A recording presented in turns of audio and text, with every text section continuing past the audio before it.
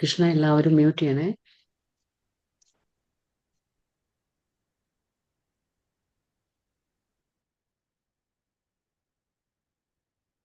ഹരേ കൃഷ്ണ, എല്ലാവർക്കും പ്രണാമം. ശ്രീ ശ്രീ രാധാ ഗോവിന്ദ ഇസ്കോൺ മംഗളൂരിന്റെ 18 ദിവസത്തെ ഗീതാധ്യയനത്തിലേക്ക് എല്ലാവർക്കും സ്വാഗതം. ഓം അജ്ഞാനതിമിരാന്ധസ്യ ജ്ഞാനാഞ്ജനശലാഖയാ ചക്ഷുരുന്മിലിതം യേന തസ്മൈ ശ്രീഗുരവേ നമഃ. ശ്രീചൈതന്യമനോഭീഷ്ടം സ്ഥാപിതം യേന ഭൂതലേ മഹ്യം ദദാതി സ്വപദാന്തികം. വന്ദേഹം ശ്രീഗുരോ ശ്രീയുതപദകമലം ശ്രീഗുരൂन् വൈഷ്ണവാംശ്ച ശ്രീരൂപം സാഗ്രജാതം സഹഗണ രഘുനാഥാन्वितं तं सजीवं साद्वैतं सावधूतं परिजनसहितं कृष्णचैतन्यदेवं श्रीराधा कृष्णपादान् सहगणा ललिता श्रीविशाखान्वितांश्च. हे कृष्णा करुणा सिन्धु दीनबन्धु जगत्पते गोपेश गोपिकान्त राधा कान्त नमोऽस्तुते. तप्तकाञ्चन गौराङ्गी राधे वृन्दावनेश्वरी वृषभानुसुते देवी प्रणमामि हरिप्रिये. वाञ्छाकल्पतरुभ्यश्च कृपा सिन्धुभ्य एव च पतितानां पावनेभ्यो वैष्णवेभ्यो नमो नमः. नमो विष्णुपादाय कृष्णपृष्ठाय भूतले श्रीमते भक्तिवेदान्त स्वामिन् इति नामिने. नमस्ते सारस्वती देवे गौरवाणी प्रचारिणे निर्विशेष शून्यवादी पाश्चात्यदेशतारिणे. जय श्री कृष्ण चैतन्य प्रभु नित्यानंद श्री अद्वैत गदाधर श्रीवासादि गौर भक्त वृंद. हरे कृष्णा कृष्ण कृष्णा हरे हरे, हरे राम राम राम हरे हरे. ഹരേ കൃഷ്ണ, എല്ലാവർക്കും പ്രണാമം. ഇന്നത്തെ അധ്യായം എന്തായിരുന്നു? ഇന്നലത്തെ ഏതായിരുന്നു അധ്യായം? രണ്ടിന്റെയും കൊട്ടേഷൻ തരാൻ പറയാം. ഇന്നലെ ഏതായിരുന്നു അധ്യായം നമ്മൾ പഠിച്ചത്? രാജവിദ്യ രാജഗുഹ്യയോഗം. വെള്ളം വീണ ശബ്ദമില്ല. രാജവിദ്യ രാജഗുഹ്യ യോഗം. വെള്ളം വീണ ശബ്ദമില്ലാത്ത.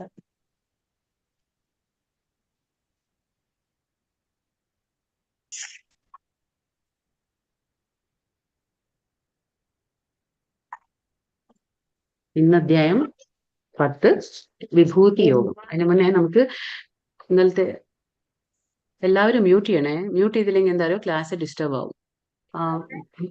ഗീത മാതാജി അൺമ്യൂട്ട് ആവുമ്പോ ഒന്ന് മ്യൂട്ട് ചെയ്യണേ.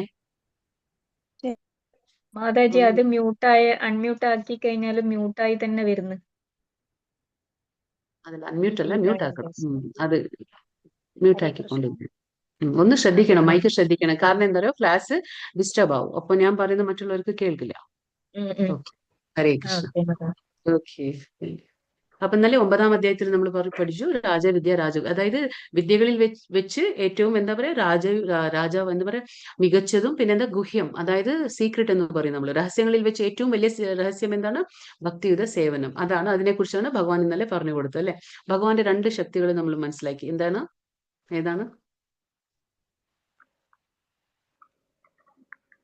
ഏതാണ് ശക്തി ഭഗവാന്റെ?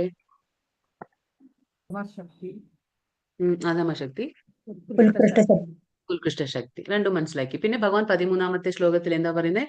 ഭഗവാന്റെ പരിശുദ്ധ ഭക്തന്മാർക്ക് ദൈവീ പ്രകൃതി ആശ്രിതാഹ, അതായത് അവർക്ക് എന്താണ് ഭഗവാന്റെ അന്തരംഗ ശക്തിയാൽ അവർ സുരക്ഷിതരായിരിക്കും എന്ന് പറഞ്ഞു. പിന്നെ 14-ാമത്തെ ശ്ലോകത്തിൽ സതതം കീർത്തയന്തു, അതായത് പരിശുദ്ധ ഭക്തന്മാര് ഭഗവാന്റെ എങ്ങനെയാണ് അവർ ജീവിക്കുക, അവരെങ്ങനെയുണ്ടാവും?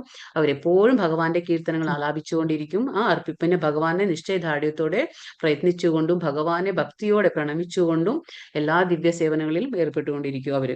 പിന്നെ 22-ാം ശ്ലോകത്തിൽ ഭഗവാൻ എന്ത് പറഞ്ഞു? യോഗക്ഷേമം വഹാമ്യഹം, അതായത് ഭക്തൻ എന്തുണ്ടോ അത് നിലനിർത്തിക്കൊണ്ട് പോകും ഭഗവാൻ. എന്തില്ലയോ ഭഗവാൻ, അവർക്ക് എന്താണോ ഇല്ലാത്തത് അതെല്ലാം ഭഗവാൻ നൽകിക്കൊള്ളുന്നു ഭഗവാൻ പറയണ്ടായി അല്ലേ. അപ്പൊ അതാണ് 22-ാമത്തെ ശ്ലോകം.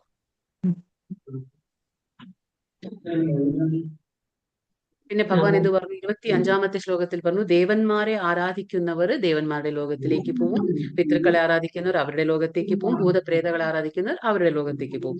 അങ്ങനെ ഓരോരുത്തരും ആരാധിക്കുന്നവർ അവരവരുടേതായ ലോകത്തേക്ക് പോവും. പക്ഷെ ഭഗവാനെ ആരാധിക്കുന്നവർ ഭഗവാന്റെ കൂടെ ജീവിക്കുമെന്ന് ഭഗവാൻ പറഞ്ഞു. പിന്നെ 26-ാമത്തെ ശ്ലോകത്തിൽ ഭഗവാൻ പറയുന്നു, പത്രം പുഷ്പം ഫലം തോയം. വീണ ശബ്ദമില്ലാത്ത മഴവെള്ളം വീണ ശബ്ദം കേൾക്കാത്തതെങ്കിലും അതിനാണ് മോളി മാതാജി, ശോഭന മാതാജി, ശിവ മാതാജി ഒന്ന് മ്യൂട്ട് ആ ചെയ്യണേ എല്ലാവരും. ആ അതെ മാതാജി, ആ ഗീത ഹരിദാസ് എത്ര മ്യൂട്ട് ചെയ്ത് കഴിഞ്ഞാലും അൺമ്യൂട്ടായി വരുന്നത്. അവരോട് പറഞ്ഞിട്ടുണ്ട് ഞാൻ കോൾ ചെയ്തിട്ട്.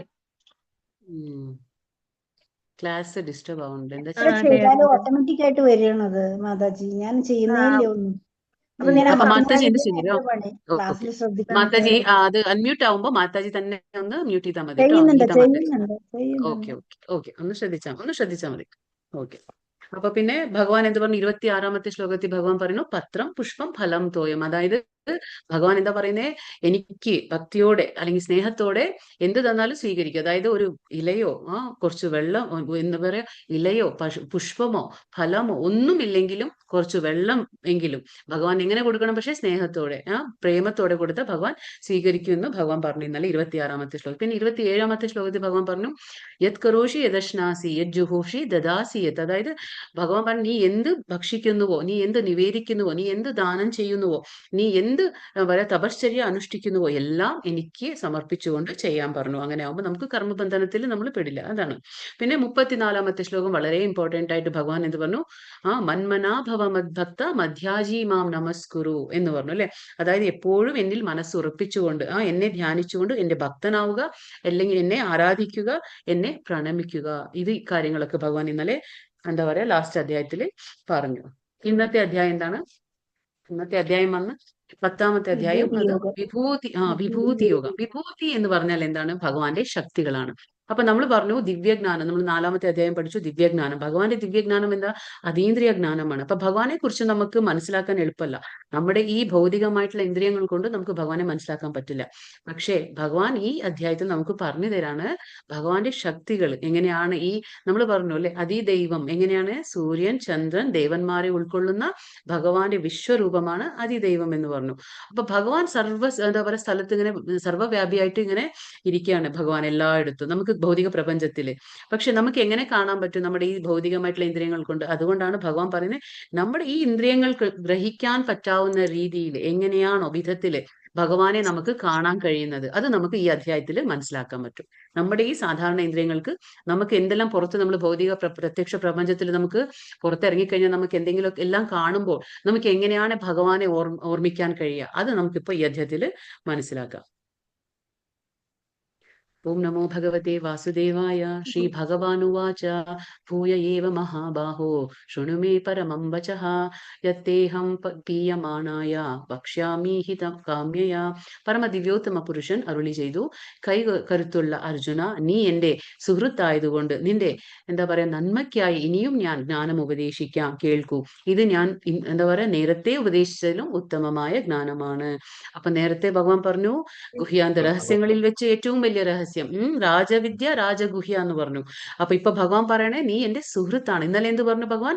നീ എന്റെ എന്താ പറയാ ഭഗവാൻ എന്തുകൊണ്ടാണ് അർജുനനെ തിരഞ്ഞെടുക്കുന്നത്? അർജുനൻ ശിഷ്യനാണ്, മിത്രനാണ്, ഭഗവാന്റെ സുഹൃത്തും മിത്രവും എന്താ പറഞ്ഞ ഭഗവാന്റെ ഇതാണ്, ശിഷ്യനാണ്, ഭക്തനാണ്. പക്ഷെ ഇന്നലെ അദ്ദേഹത്തിന് ഭഗവാൻ പറഞ്ഞു കൊടുത്തു, ഭഗവാൻ ഏറ്റവും ഒരു വലിയ ഗുണം അർജുനിൽ എന്താണ്? അസൂയാലു അല്ല അല്ലെ. അതുകൊണ്ടാണ് ഭഗവാൻ അർജുനനെ തിരഞ്ഞെടുക്കാൻ കാരണം. ഇപ്പൊ പറയാണ്, നീ എന്റെ സുഹൃത്തായതുകൊണ്ട് നിന്റെ നന്മയ്ക്ക് വേണ്ടി ഞാൻ വീണ്ടും ഉപദേശിക്കുകയാണെന്ന് എനിക്ക് പറഞ്ഞു തരാണ്. ഇന്നലെ ഉപദേശിച്ചതേക്കാളും ഒരു ഉത്തമമായ ജ്ഞാനമാണ് ഞാനിപ്പോൾ തരാൻ പോകുന്നത് എന്ന് ഭഗവാൻ പറയാണ്. നമേ വിദുഃസുരഗണാഃ പ്രഭവം ന മഹർഷയഃ അഹമാദിർഹി ദേവാന മഹർഷീണാം ച സർവശഃ. എന്റെ ഉൽപ്പത്തി, വിഭൂതി എന്നിവയെ പറ്റി ദേവന്മാർക്കോ ഋഷികൾക്കോ അറിഞ്ഞുകൂടാ. ഏതു വിധത്തിലും അവരുടെ എല്ലാം ഉത്ഭവസ്ഥാനം ഞാനാണ്. അപ്പൊ ഇവിടെ ഭഗവാൻ പറയുന്നു, ആർക്കൊക്കെ ഭഗവാനെ മനസ്സിലാക്കാൻ കഴിയില്ല. ആരാണ് ആർക്കൊക്കെ ഭഗവാനെ മനസ്സിലാക്കാൻ കഴിയില്ല? അതായത് ഋഷികൾക്കോ അല്ലെങ്കിൽ ദേവന്മാർക്കും. ഋഷികൾക്കും ദേവന്മാർക്കും ഭഗവാനെ മനസ്സിലാക്കാൻ കഴിയില്ല. അങ്ങനെയാണ് ഭഗവാൻ. അവരെ എല്ലാം ഉത്ഭവസ്ഥാനം ആരാണ്? ഭഗവാൻ തന്നെയാണ്. ഈ ചിത്രത്തിൽ നമ്മൾ എന്താ കാണുന്നത്? ഇവിടെ ദേവകിയാണ്. ദേവകി പ്രഗ്നന്റ്, അതായത് ഗർഭവതിയാണ്. അപ്പൊ ദേവകിയും വസുദേവനും എവിടെയാണ്? ആ കംസന്റെ തടവറയിലാണ്, അവിടെയാണ്. അപ്പൊ ദേവകി ഗർഭവതിയായിരിക്കാണ്. ഉള്ളിൽ ആരാണ്? ഗർഭസ്ഥ ശിശു ആരാണ്? കൃഷ്ണനാണ്, ശ്രീകൃഷ്ണ ഭഗവാനാണ്. അപ്പൊ ഭഗവാൻ അവതരിക്കുന്നതിനും മുന്നേയുള്ള ആ ഒരു ദൃശ്യമാണ് നമ്മളിപ്പോ ഈ ചിത്രത്തിൽ കാണുന്നത്. അപ്പൊ എന്താ സംഭവിക്കണേ? ആ തടവറയിൽ ആരാണ് അവിടെയൊക്കെ കാണുന്നത്? നമ്മള് നാരദ മഹർഷിയുണ്ട്, ശിവനുണ്ട്, ബ്രഹ്മാവുണ്ട്, എല്ലാ ദേവന്മാരും ഓരോ ലോകത്തുനിന്നും അവിടെ വന്നിരിക്കുകയാണ്. അപ്പൊ ക്ഷീണിച്ചിരിക്കുന്ന ദേവകിയാണ് അവിടെ കാണുന്നത് നമ്മള്. അപ്പൊ അവിടെ വന്നവരെന്താണ്? ശ്രീകൃഷ്ണ ഭഗവാന്റെ അവതാരത്തിന് മുന്നേയുള്ള ദൃശ്യമാണ്. അതിദുർലഭമായ ഒരു നിമിഷമാണത്. അപ്പൊ ആ ഒരു നിമിഷം എന്താണെന്ന് വെച്ചാൽ നമുക്ക് ഭഗവാനെ ദർശിക്കാൻ കഴിയില്ല. അതും ശ്യാമസുന്ദര രൂപത്തിൽ കൃഷ്ണനെ ദർശിക്കാൻ എളുപ്പമല്ല, അത് വളരെ പ്രയാസമാണ്. അപ്പൊ ഇവരൊക്കെ എന്താ ചെയ്യുന്നത്? അവിടെ വന്നിട്ട് പ്രാർത്ഥനകൾ അർപ്പിക്കുകയാണ്. ആർക്ക്? ആ ഗർഭസ്ഥ ശിശുവിന്. ഉള്ളിൽ ആരാണ്? ഭഗവാൻ കൃഷ്ണനാണ്. ഇവരുടെ എല്ലാം ഉറവിടമാണ്, എന്താ പറയുക, ഉത്ഭവസ്ഥാനമാണ് ഭഗവാൻ ശ്രീകൃഷ്ണൻ. അപ്പോ അങ്ങനെ അവർ ആ ദിവ്യ ഗർഭമാണ് ദേവകിയുടെ. അപ്പൊ ആ ദിവ്യ ഗർഭം കണ്ട് അവരെല്ലാം എന്താ പറയാ പ്രാർത്ഥന അർപ്പിക്കാൻ വേണ്ടി ഓരോ ലോകത്തുനിന്നും വന്നിരിക്കുകയാണ് അവിടെ നമ്മൾ കാണുന്നത്. അപ്പോ ഭഗവാൻ എന്താ പറയാ ബ്രഹ്മസംഹിത രചിച്ചു. അതിൽ ബ്രഹ്മാവ് പറയുന്നുണ്ട്, വേദേഷു ദുർലഭം അദുർലഭം ആത്മഭക്തവും. അതായത് വേദങ്ങൾ എത്ര പഠിച്ചാലും നമുക്ക് ഭഗവാനെ കിട്ടില്ല, ഭഗവാനെ മനസ്സിലാക്കാൻ എളുപ്പമല്ല. പക്ഷേ അദുർലഭം ആത്മഭക്തവും, അതായത് ആർക്കാണ് അത് ഈസി? ആത്മഭക്തോ, ആരാണോ ഭഗവാനിൽ അധിവസിക്കുന്നത് അങ്ങനെയുള്ള ഒരു ഭക്തന് അത് വളരെ എളുപ്പമാണെന്ന്. നമുക്ക് ഒരുപാട് വേദങ്ങളൊന്നും പഠിക്കേണ്ട ആവശ്യമില്ല, ഭക്തി ചെയ്താൽ മാത്രം മതി നമുക്ക് ഭഗവാനെ പ്രാപിക്കാൻ കഴിയും എന്നാണ് അതിൽ ബ്രഹ്മാവ് പറയുന്നത്. കാരണം എന്താണെന്ന് വെച്ചാൽ ഇന്നലത്തെ അധ്യായത്തിൽ ഭഗവാൻ പറയണ്ടല്ലേ, എന്താ പറയാ, സമൂഹം സർവഭൂതേഷു നമേ ദ്വേഷോസ്തി ന പ്രിയ. അതായത് ഞാൻ എല്ലാവർക്കും ഒരുപോലെയാണ്, എനിക്ക് ആരോടും അസൂയയില്ല, എനിക്ക് ആരോടും ദേഷ്യവും ഇല്ല. അങ്ങനെ പറഞ്ഞു ഭഗവാൻ അല്ലെ. അങ്ങനെ പറഞ്ഞിട്ട് ഭഗവാൻ ഒരു കാര്യം കൂടിയും പറഞ്ഞു, പക്ഷേ ആരാണോ എന്റെ ദിവ്യ സേവനത്തിൽ ഏർപ്പെടുന്നത് അവരെന്റെ സുഹൃത്തും ഞാൻ അവരുടെ സുഹൃത്തും, അവരെന്നും എന്റെ ഹൃദയത്തിൽ അധിവസിക്കുന്നു എന്ന് ഭഗവാൻ പറഞ്ഞു.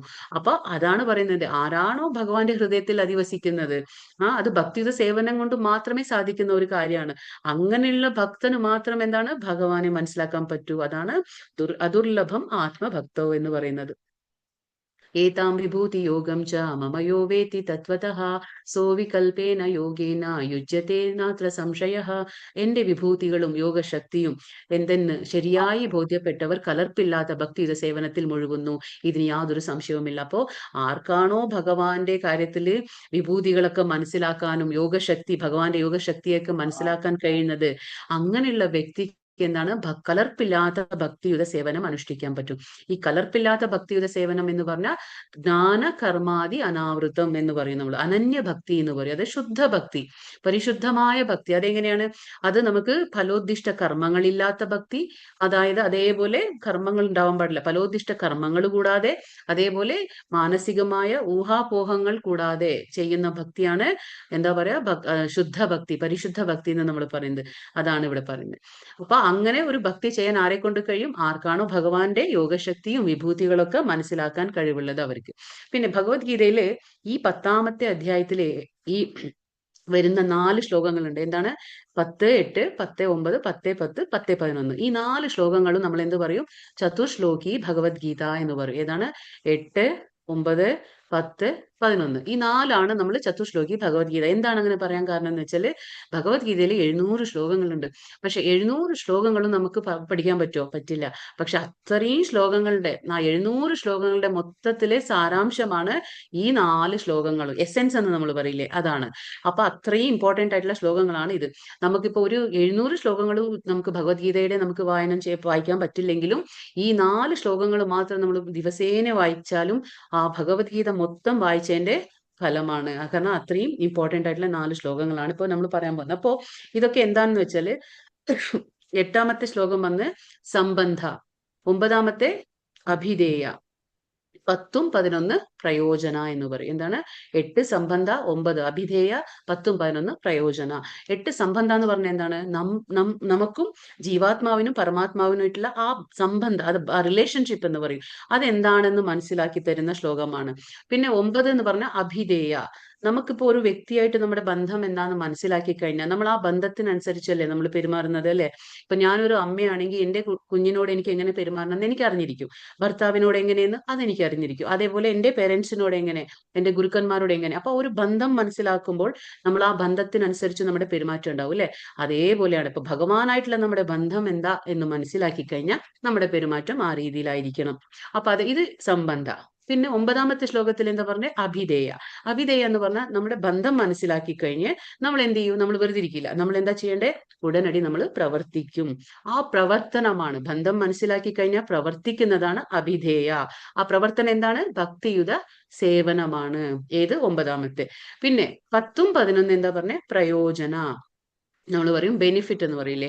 അപ്പൊ നമ്മൾ എന്തെങ്കിലും ഒരു കാര്യം ചെയ്യുമ്പോൾ നമുക്ക് ഭഗവാൻ തരുന്ന ആ ലാഭം, ഗുണം എന്ന് പറയില്ലേ? നമ്മൾ ആ ഗുണങ്ങൾ നമ്മൾ ഭക്തിയുത സേവനം അനുഷ്ഠിക്കുമ്പോൾ ഭഗവാൻ പ്രീതിപ്പെടും. ആ പ്രീതിപ്പെടുമ്പോൾ ഭഗവാൻ എന്താണ് നമുക്ക് ചെയ്യുന്നത്? അതാണ് പ്രയോജന. അപ്പോ 8 സംബന്ധ, 9 അഭിധേയ, 10ഉം 11 പ്രയോജന. നമുക്ക് നോക്കപ്പോ എന്താണ്. അഹം സർവസ്യ പ്രഭവോ മത്തഃ സർവം പ്രവർത്തത്തെ ഇതി മത്വാ ഭജന്തെ മാം ബുധാഭാവ സമന്വിതാഹ. ഭൗതിക ആധ്യാത്മിക ലോകങ്ങളുടെ ഉറവിടം ഞാനാണ്. എല്ലാം എന്നിൽ നിന്നുണ്ടായത്. ഇത് പൂർണ്ണമായി അറിയുന്ന ബുദ്ധിമാന്മാർ എന്റെ സേവനത്തിൽ ഏർപ്പെടുകയും എന്നെ ഉള്ളഴിഞ്ഞ് ആരാധിക്കുകയും ചെയ്യും. എന്താണ്? സംബന്ധ. അതായത് ഈ കാണുന്ന ഭൗതിക പ്രപഞ്ചത്തിനും പിന്നെ ആധ്യാത്മിക ലോകങ്ങൾക്കും എല്ലാത്തിനും ഉറവിടമാരാണ്? ഭഗവാനാണെന്ന് നമുക്ക് ബോധ്യപ്പെടും. അത് നമുക്ക് മനസ്സിലാക്കണം. അതാണ് സംബന്ധ. എല്ലാം എന്നിൽ നിന്നാണ് ഉണ്ടായത്. എല്ലാം ഉണ്ടായത് ആരാണ്? എവിടെ നിന്നാണ്? ഭഗവാനിൽ നിന്ന്. അപ്പൊ നമ്മളെല്ലാം ഭഗവാന്റെ അംശമാണ്. ഭഗവാൻ യജമാനനാണ്, നമ്മൾ സേവകരാണ്. അപ്പൊ ഭഗവാൻ യജമാനനാകുമ്പോൾ നമ്മൾ സേവകരാകുമ്പോൾ നമ്മുടെ ഡ്യൂട്ടി എന്താണ്? അവരെ സർവ് ചെയ്യുക അല്ലെ? അവരെ സേവനം ചെയ്യുക. എന്ത് സേവനമാണ്? ഭക്തിയുത സേവനം. അതാണ് നമ്മൾ ചെയ്യേണ്ട കടമ. അപ്പൊ ഇത് പൂർണ്ണമായി അറിയുന്ന ബുദ്ധിമാന്മാർ, ആർക്കാണോ ഇത് മനസ്സിലാകുന്നത്, അതായത് ഭഗവാനാണ് ഉറവിടം, ഭൗതികമായിട്ടുള്ളതും ആധ്യാത്മികമായിട്ടുള്ള ലോകങ്ങൾക്ക് ഉറവിടം ആരാണ്? ഭഗവാനാണെന്ന് ആർക്കാണോ പൂർണ്ണമായി ബോധ്യപ്പെട്ടിട്ടുള്ളത്, അവരുടനടി എന്ത് ചെയ്യും? സേവനത്തിൽ ഏർപ്പെടുകയും എന്നെ ഉള്ളഴിഞ്ഞ് ആരാധിക്കുകയും ചെയ്യുന്നു. ഇതാണ് സംബന്ധ. അത് നമുക്ക് ആ ബുദ്ധിശക്തി ഉണ്ടെങ്കിൽ മാത്രമേ പറ്റുള്ളൂ. അല്ലാതെ നമ്മൾ ഒരുപാട് കേൾക്കാം ഭഗവാനാണ് എല്ലാം എന്ന്, പക്ഷെ നമ്മൾ ആ സേവനത്തിൽ ഏർപ്പെട്ടില്ലെങ്കിൽ നമ്മൾ ബുദ്ധിമാന്മാരല്ല, നമ്മൾ വിഡ്ഢികളാണ്. കാരണം നമ്മൾ അറിഞ്ഞിട്ടും നമ്മൾ എന്താ പറയാ അതിലെ ഭക്തിയുടെ സേവനത്തിൽ ഏർപ്പെടുന്നില്ലെങ്കിൽ നമുക്ക് ആ ബുദ്ധി കൊണ്ട് എന്താണ് പ്രയോജനം അല്ലെ? അപ്പൊ 9ാമത്തെ വരുന്ന അടുത്ത ശ്ലോകം. അതിനു മുന്നേ നമുക്ക് ഇതൊന്ന് നോക്കാം. ഇതിലെന്താ പറയുന്നത് നോക്കാം. നാരായണ ബ്രഹ്മജായത്തെ. നമ്മൾ പറഞ്ഞില്ലേ ഇപ്പൊ എല്ലാത്തിനും ഉറവിടമാരാണ്? ഭഗവാൻ. അത് കാണിച്ചു തരാണ്, പറഞ്ഞുതരാണ്. നാരായണ ബ്രഹ്മോജായത്തെ നാരായണ പ്രജാപതി പ്രജായത്തെ നാരായണാദിന്ദ്രോ ജായത്തെ നാരായണാദഷ്ടൗ വസവോ ജായന്തെ നാരായണാദ് ഏകാദശ രുദ്രോ ജായത്തെ നാരായണ ദ്വാദശ ആദിത്യാഹ. നാരായണനിൽ നിന്ന് ബ്രഹ്മാവ് ജനിച്ചു, നാരായണനിൽ നിന്ന് പ്രജാപതികളും ജനിച്ചു, നാരായണനിൽ നിന്ന് ഇന്ദ്രൻ ജനിച്ചു, നാരായണനിൽ നിന്ന് 8 വസുക്കൾ ജനിച്ചു, നാരായണനിൽ നിന്ന് 11 രുദ്രന്മാർ ജനിച്ചു, നാരായണനിൽ നിന്ന് 12 ആദിത്യന്മാരും ജനിച്ചു. ഈ നാരായണൻ കൃഷ്ണന്റെ ഒരു രൂപവിസ്തരണമാണ്. അപ്പൊ എല്ലാവർക്കും ഉറവിടമാരാണ് ഇപ്പൊ ഇവിടെ പറയുന്നത്? നാരായണൻ. അപ്പൊ ഈ നാരായണ അത് നമുക്ക് മനസ്സിലാക്കണം. അപ്പൊ ഇവിടെ ചിത്രത്തിൽ എന്താ കാണുന്നത്? ഭഗവാൻ ശ്രീകൃഷ്ണൻ മധ്യത്തിലുണ്ട്. ഭഗവാൻ എല്ലാവർക്കും ഉറവിടം എന്ന് കാണിച്ചു തരാണ് ഇവിടെ. ഏതൊക്കെ നമ്മൾ ദേവന്മാരെ കാണുന്നുണ്ടോ എല്ലാവർക്കും ആരാണ് ഉറവിടം? ഭഗവാനാണ്. പക്ഷെ ഇത് എന്താ പറയാ, ഈ നാരായണൻ എവിടെ നിന്ന് വന്നു? ഭഗവാനിൽ നിന്ന്. ശ്രീകൃഷ്ണ ഭഗവാനിൽ നിന്നാണ് ഈ നാരായണൻ വരുന്നത്. അതെങ്ങനെയാന്ന് നമുക്ക് നോക്കപ്പോ ഞാൻ പറഞ്ഞുതരാം. ഭഗവാൻ ശ്രീകൃഷ്ണൻ ആദ്യം. അപ്പൊ ഭഗവാൻ ശ്രീകൃഷ്ണനിൽ നിന്ന് ആദ്യത്തെ വിസ്തരണം ഏതാണ്? ഭഗവാൻ ആദ്യം വിസ്തരണം കൊണ്ടത് എങ്ങനെയാണ്? ബലരാമന്റെ രൂപത്തില്. ആരാണ്? ഭഗവാന്റെ ആദ്യത്തെ വിസ്തരണം ബലരാമൻ. നമ്മൾ ഗുരു തത്വ എന്ന് പറയും, ബലരാമനാണ്. സെക്കൻഡ് വിസ്തരണം. അപ്പൊ പിന്നെ ബലരാമൻ വന്നു കഴിഞ്ഞിട്ട് ആ ബലരാമനിൽ നിന്നാണ് വീണ്ടും ചതുർവ്യൂഹ എന്ന് പറയും. ആദ്യത്തെ ചതുർവ്യൂഹ എന്ന് പറയും. ചതുർ എന്ന് പറഞ്ഞാൽ 4 വിസ്തരണങ്ങൾ വരും. ഏതൊക്കെയാണ് ബലരാമനിൽ നിന്ന് വരുന്നത്? വാസുദേവൻ, സംകർഷണ, അനിരുദ്ധ, പ്രദ്യുമ്ന. അപ്പൊ ഇത് ആദ്യത്തെ ചതുർവ്യൂഹ എവിടെ നിന്ന് വന്നു? ബലരാമനിൽ നിന്നു. പിന്നെ ഈ ചതുർവ്യൂഹത്തിൽ നിന്ന് വാസുദേവ, സംകർഷണ അത് വന്നില്ലേ? ആ സംകർഷണിൽ നിന്ന് വീണ്ടും രണ്ടാമത്തെ ചതുർവ്യൂഹ വരും. അതെങ്ങനെ വരിക? അതിനു മുന്നേ എന്താണ്? സംകർഷണിൽ നിന്ന് നാരായണൻ വരുന്നുണ്ട്. അപ്പൊ ഈ നാരായണൻ നിന്നാണ് ഇതൊക്കെ ഉണ്ടായത്. നമ്മളിപ്പോ പറഞ്ഞു ബ്രഹ്മാവ് ജനിച്ചു, ഇന്ദ്രൻ ജനിച്ചു, ഇതൊക്കെ പറഞ്ഞത് എവിടെ നിന്നാണ്? ഈ വരുന്ന നാരായണനിൽ നിന്നാണ്. പിന്നെ ഇതേ നാരായണനിൽ നിന്ന് എന്താണ് വീണ്ടും രണ്ടാമത്തെ ചതുർവ്യൂഹം വരുന്നുണ്ട്.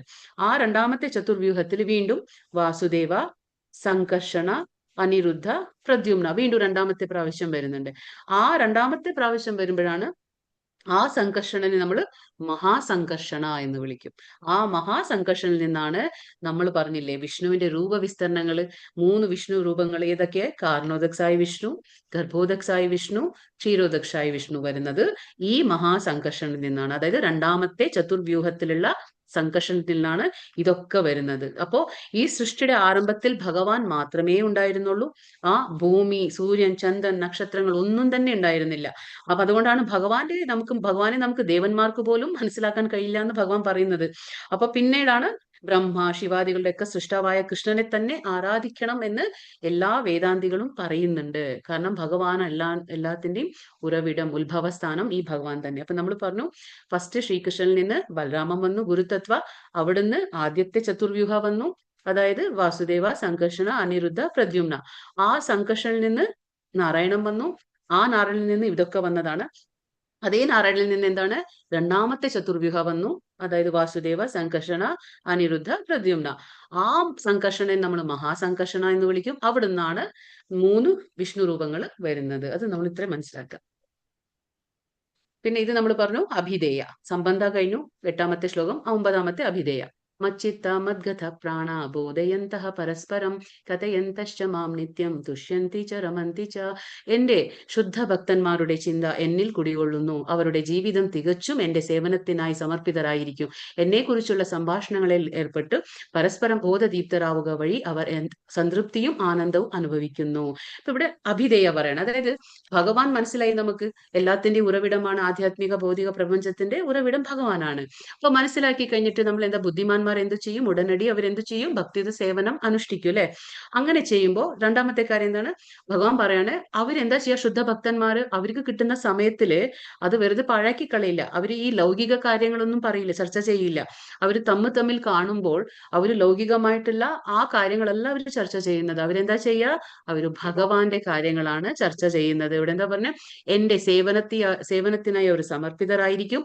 എന്നെ കുറിച്ചുള്ള സംഭാഷണങ്ങൾ, അതായത് ഭഗവാനെ കുറിച്ചുള്ള സംഭാഷണങ്ങളിൽ ഏർപ്പെട്ട് പരസ്പരം ബോധദീപ്തരാവുക. അതായത് എനിക്കുള്ള അറിവിനെ ഞാൻ മറ്റുള്ളവർക്ക് പറഞ്ഞു കൊടുക്കുന്നു, മറ്റുള്ളവരിൽ നിന്ന് അറിവിനെ ഞാൻ സ്വീകരിക്കുന്നു. അപ്പൊ രണ്ടുപേരും അങ്ങോട്ടും ഇങ്ങോട്ടും ഭഗവാന്റെ കാര്യങ്ങളാണ് അവര് ചർച്ച ചെയ്യുന്നത്. അങ്ങനെ എന്താണ് അവർ ചെയ്യുന്നത്? പരസ്പരം ബോധദീപ്തരാവുക വഴി അവർ സംതൃപ്തിയും ആനന്ദവും അനുഭവിക്കുന്നു. ഈ ആനന്ദം നമ്മൾ പറയുന്നത് ശാശ്വതമായ ആനന്ദം. നമ്മൾ എപ്പോഴും പറയാറില്ലേ, ആനന്ദത്തിന്റെ പുറകിൽ നമ്മളെല്ലാം ഓടുന്നുണ്ട്. നമുക്ക് കിട്ടാത്തത് എന്തുകൊണ്ടാണ്?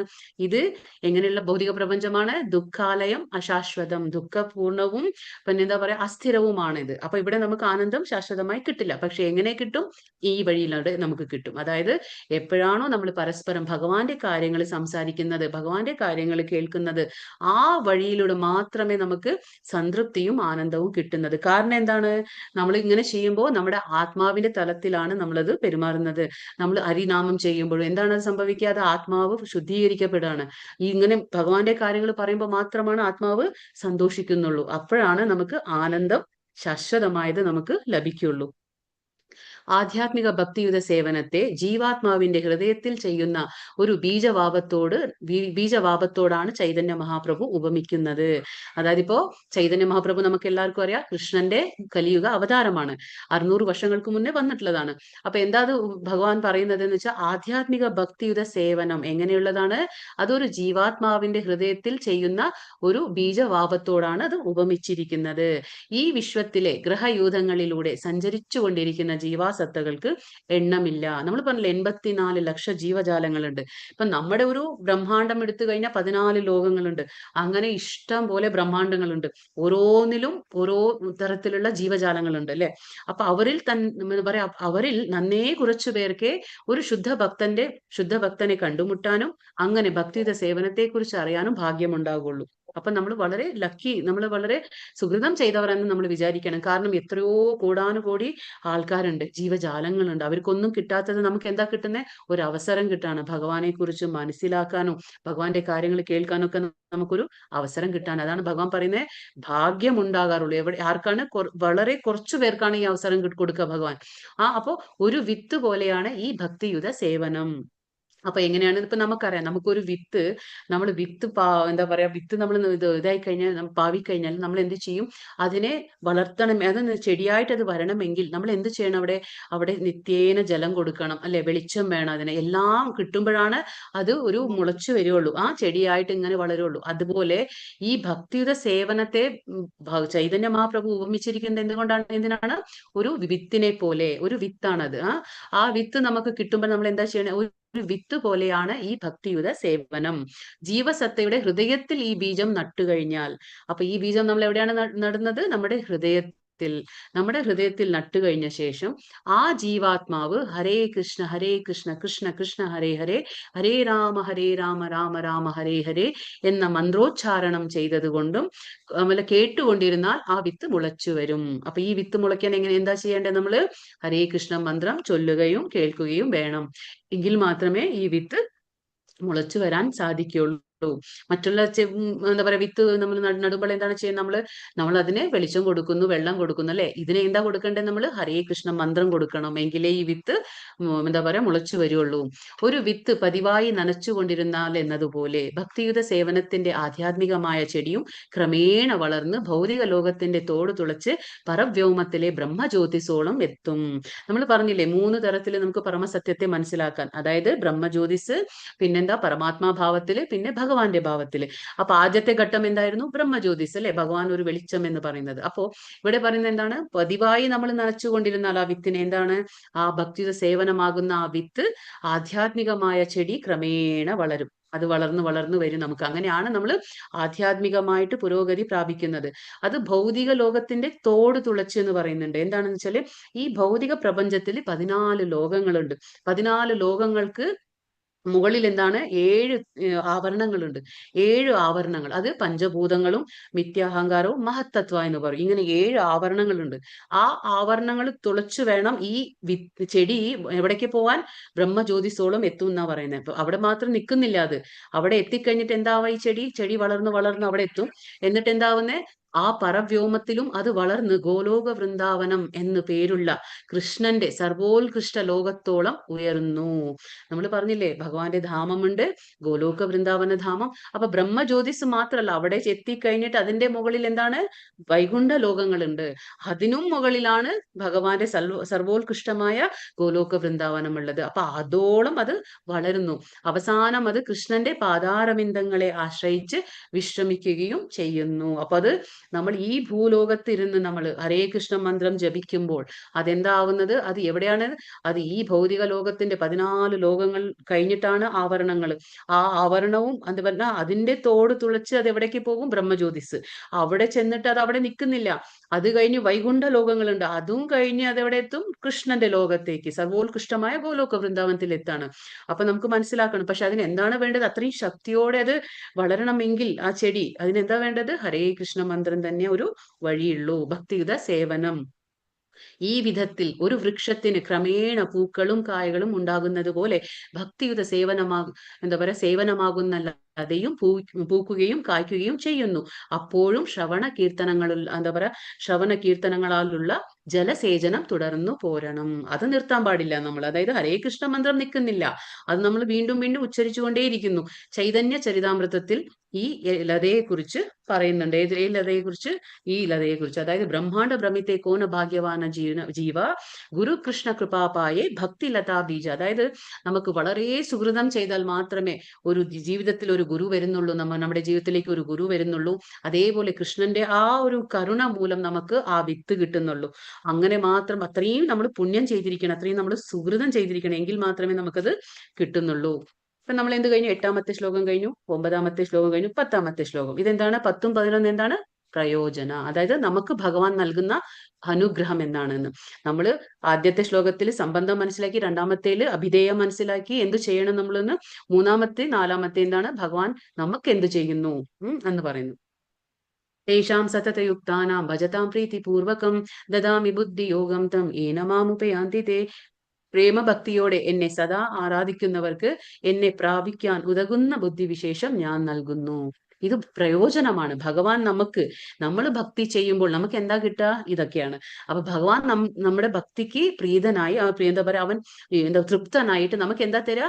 നമുക്ക് ആധ്യാത്മികതയിൽ എങ്ങനെയാണ് ഉയരേണ്ടത് നമുക്കറിയില്ല. അത് ഭഗവാൻ നമ്മുടെ ഉള്ളിൽ ഇരുന്നു കൊണ്ട്, നമ്മുടെ ഉള്ളിൽ ആരാണ്? ഭഗവാൻ ഉണ്ട് പരമാത്മാ രൂപത്തിൽ. അപ്പൊ ആദ്യത്തെ ഗുരു ആരാണ്? ഭഗവാൻ തന്നെ ആകും. ഉള്ളിൽ ചൈത്യ ഗുരുവാണ് നമ്മുടെ ഉള്ളില്.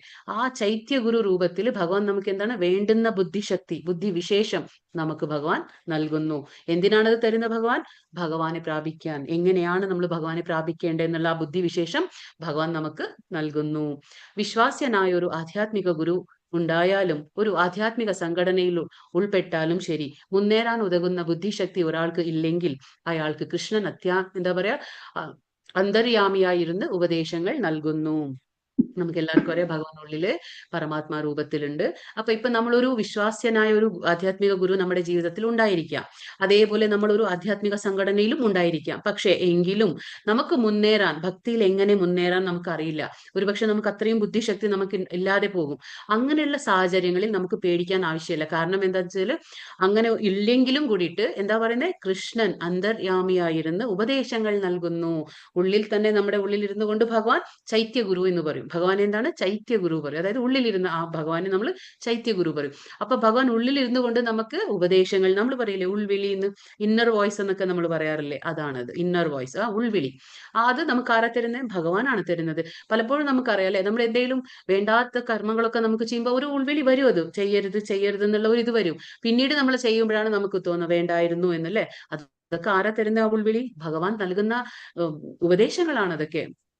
പക്ഷെ നമ്മളത് കേൾക്കാറില്ല. കാരണം എന്താ വെച്ചാൽ അത് വളരെ സട്ടലാണ്, അത് സൂക്ഷ്മമായിട്ടുള്ള ആ ഉപദേശങ്ങളായിരിക്കും. അങ്ങനെ ആ ഭക്തനും അവസാനത്തിൽ പ്രയാസം കൂടാതെ ഭഗവാനിൽ എത്തിച്ചേരാൻ ഇടവരുന്നു. എങ്ങനെ? ഭഗവാൻ നമുക്ക് ഉപദേശങ്ങൾ തരുന്നു, നമുക്ക് പേടിക്കാനില്ല. അങ്ങനെ ആ ഭക്തൻ അവസാനം പ്രയാസം കൂടാതെ ഭഗവാനിൽ എത്തിച്ചേരാനുള്ള വഴി നമുക്ക് ഭഗവാൻ തന്നെ ഒരുക്കി തരും.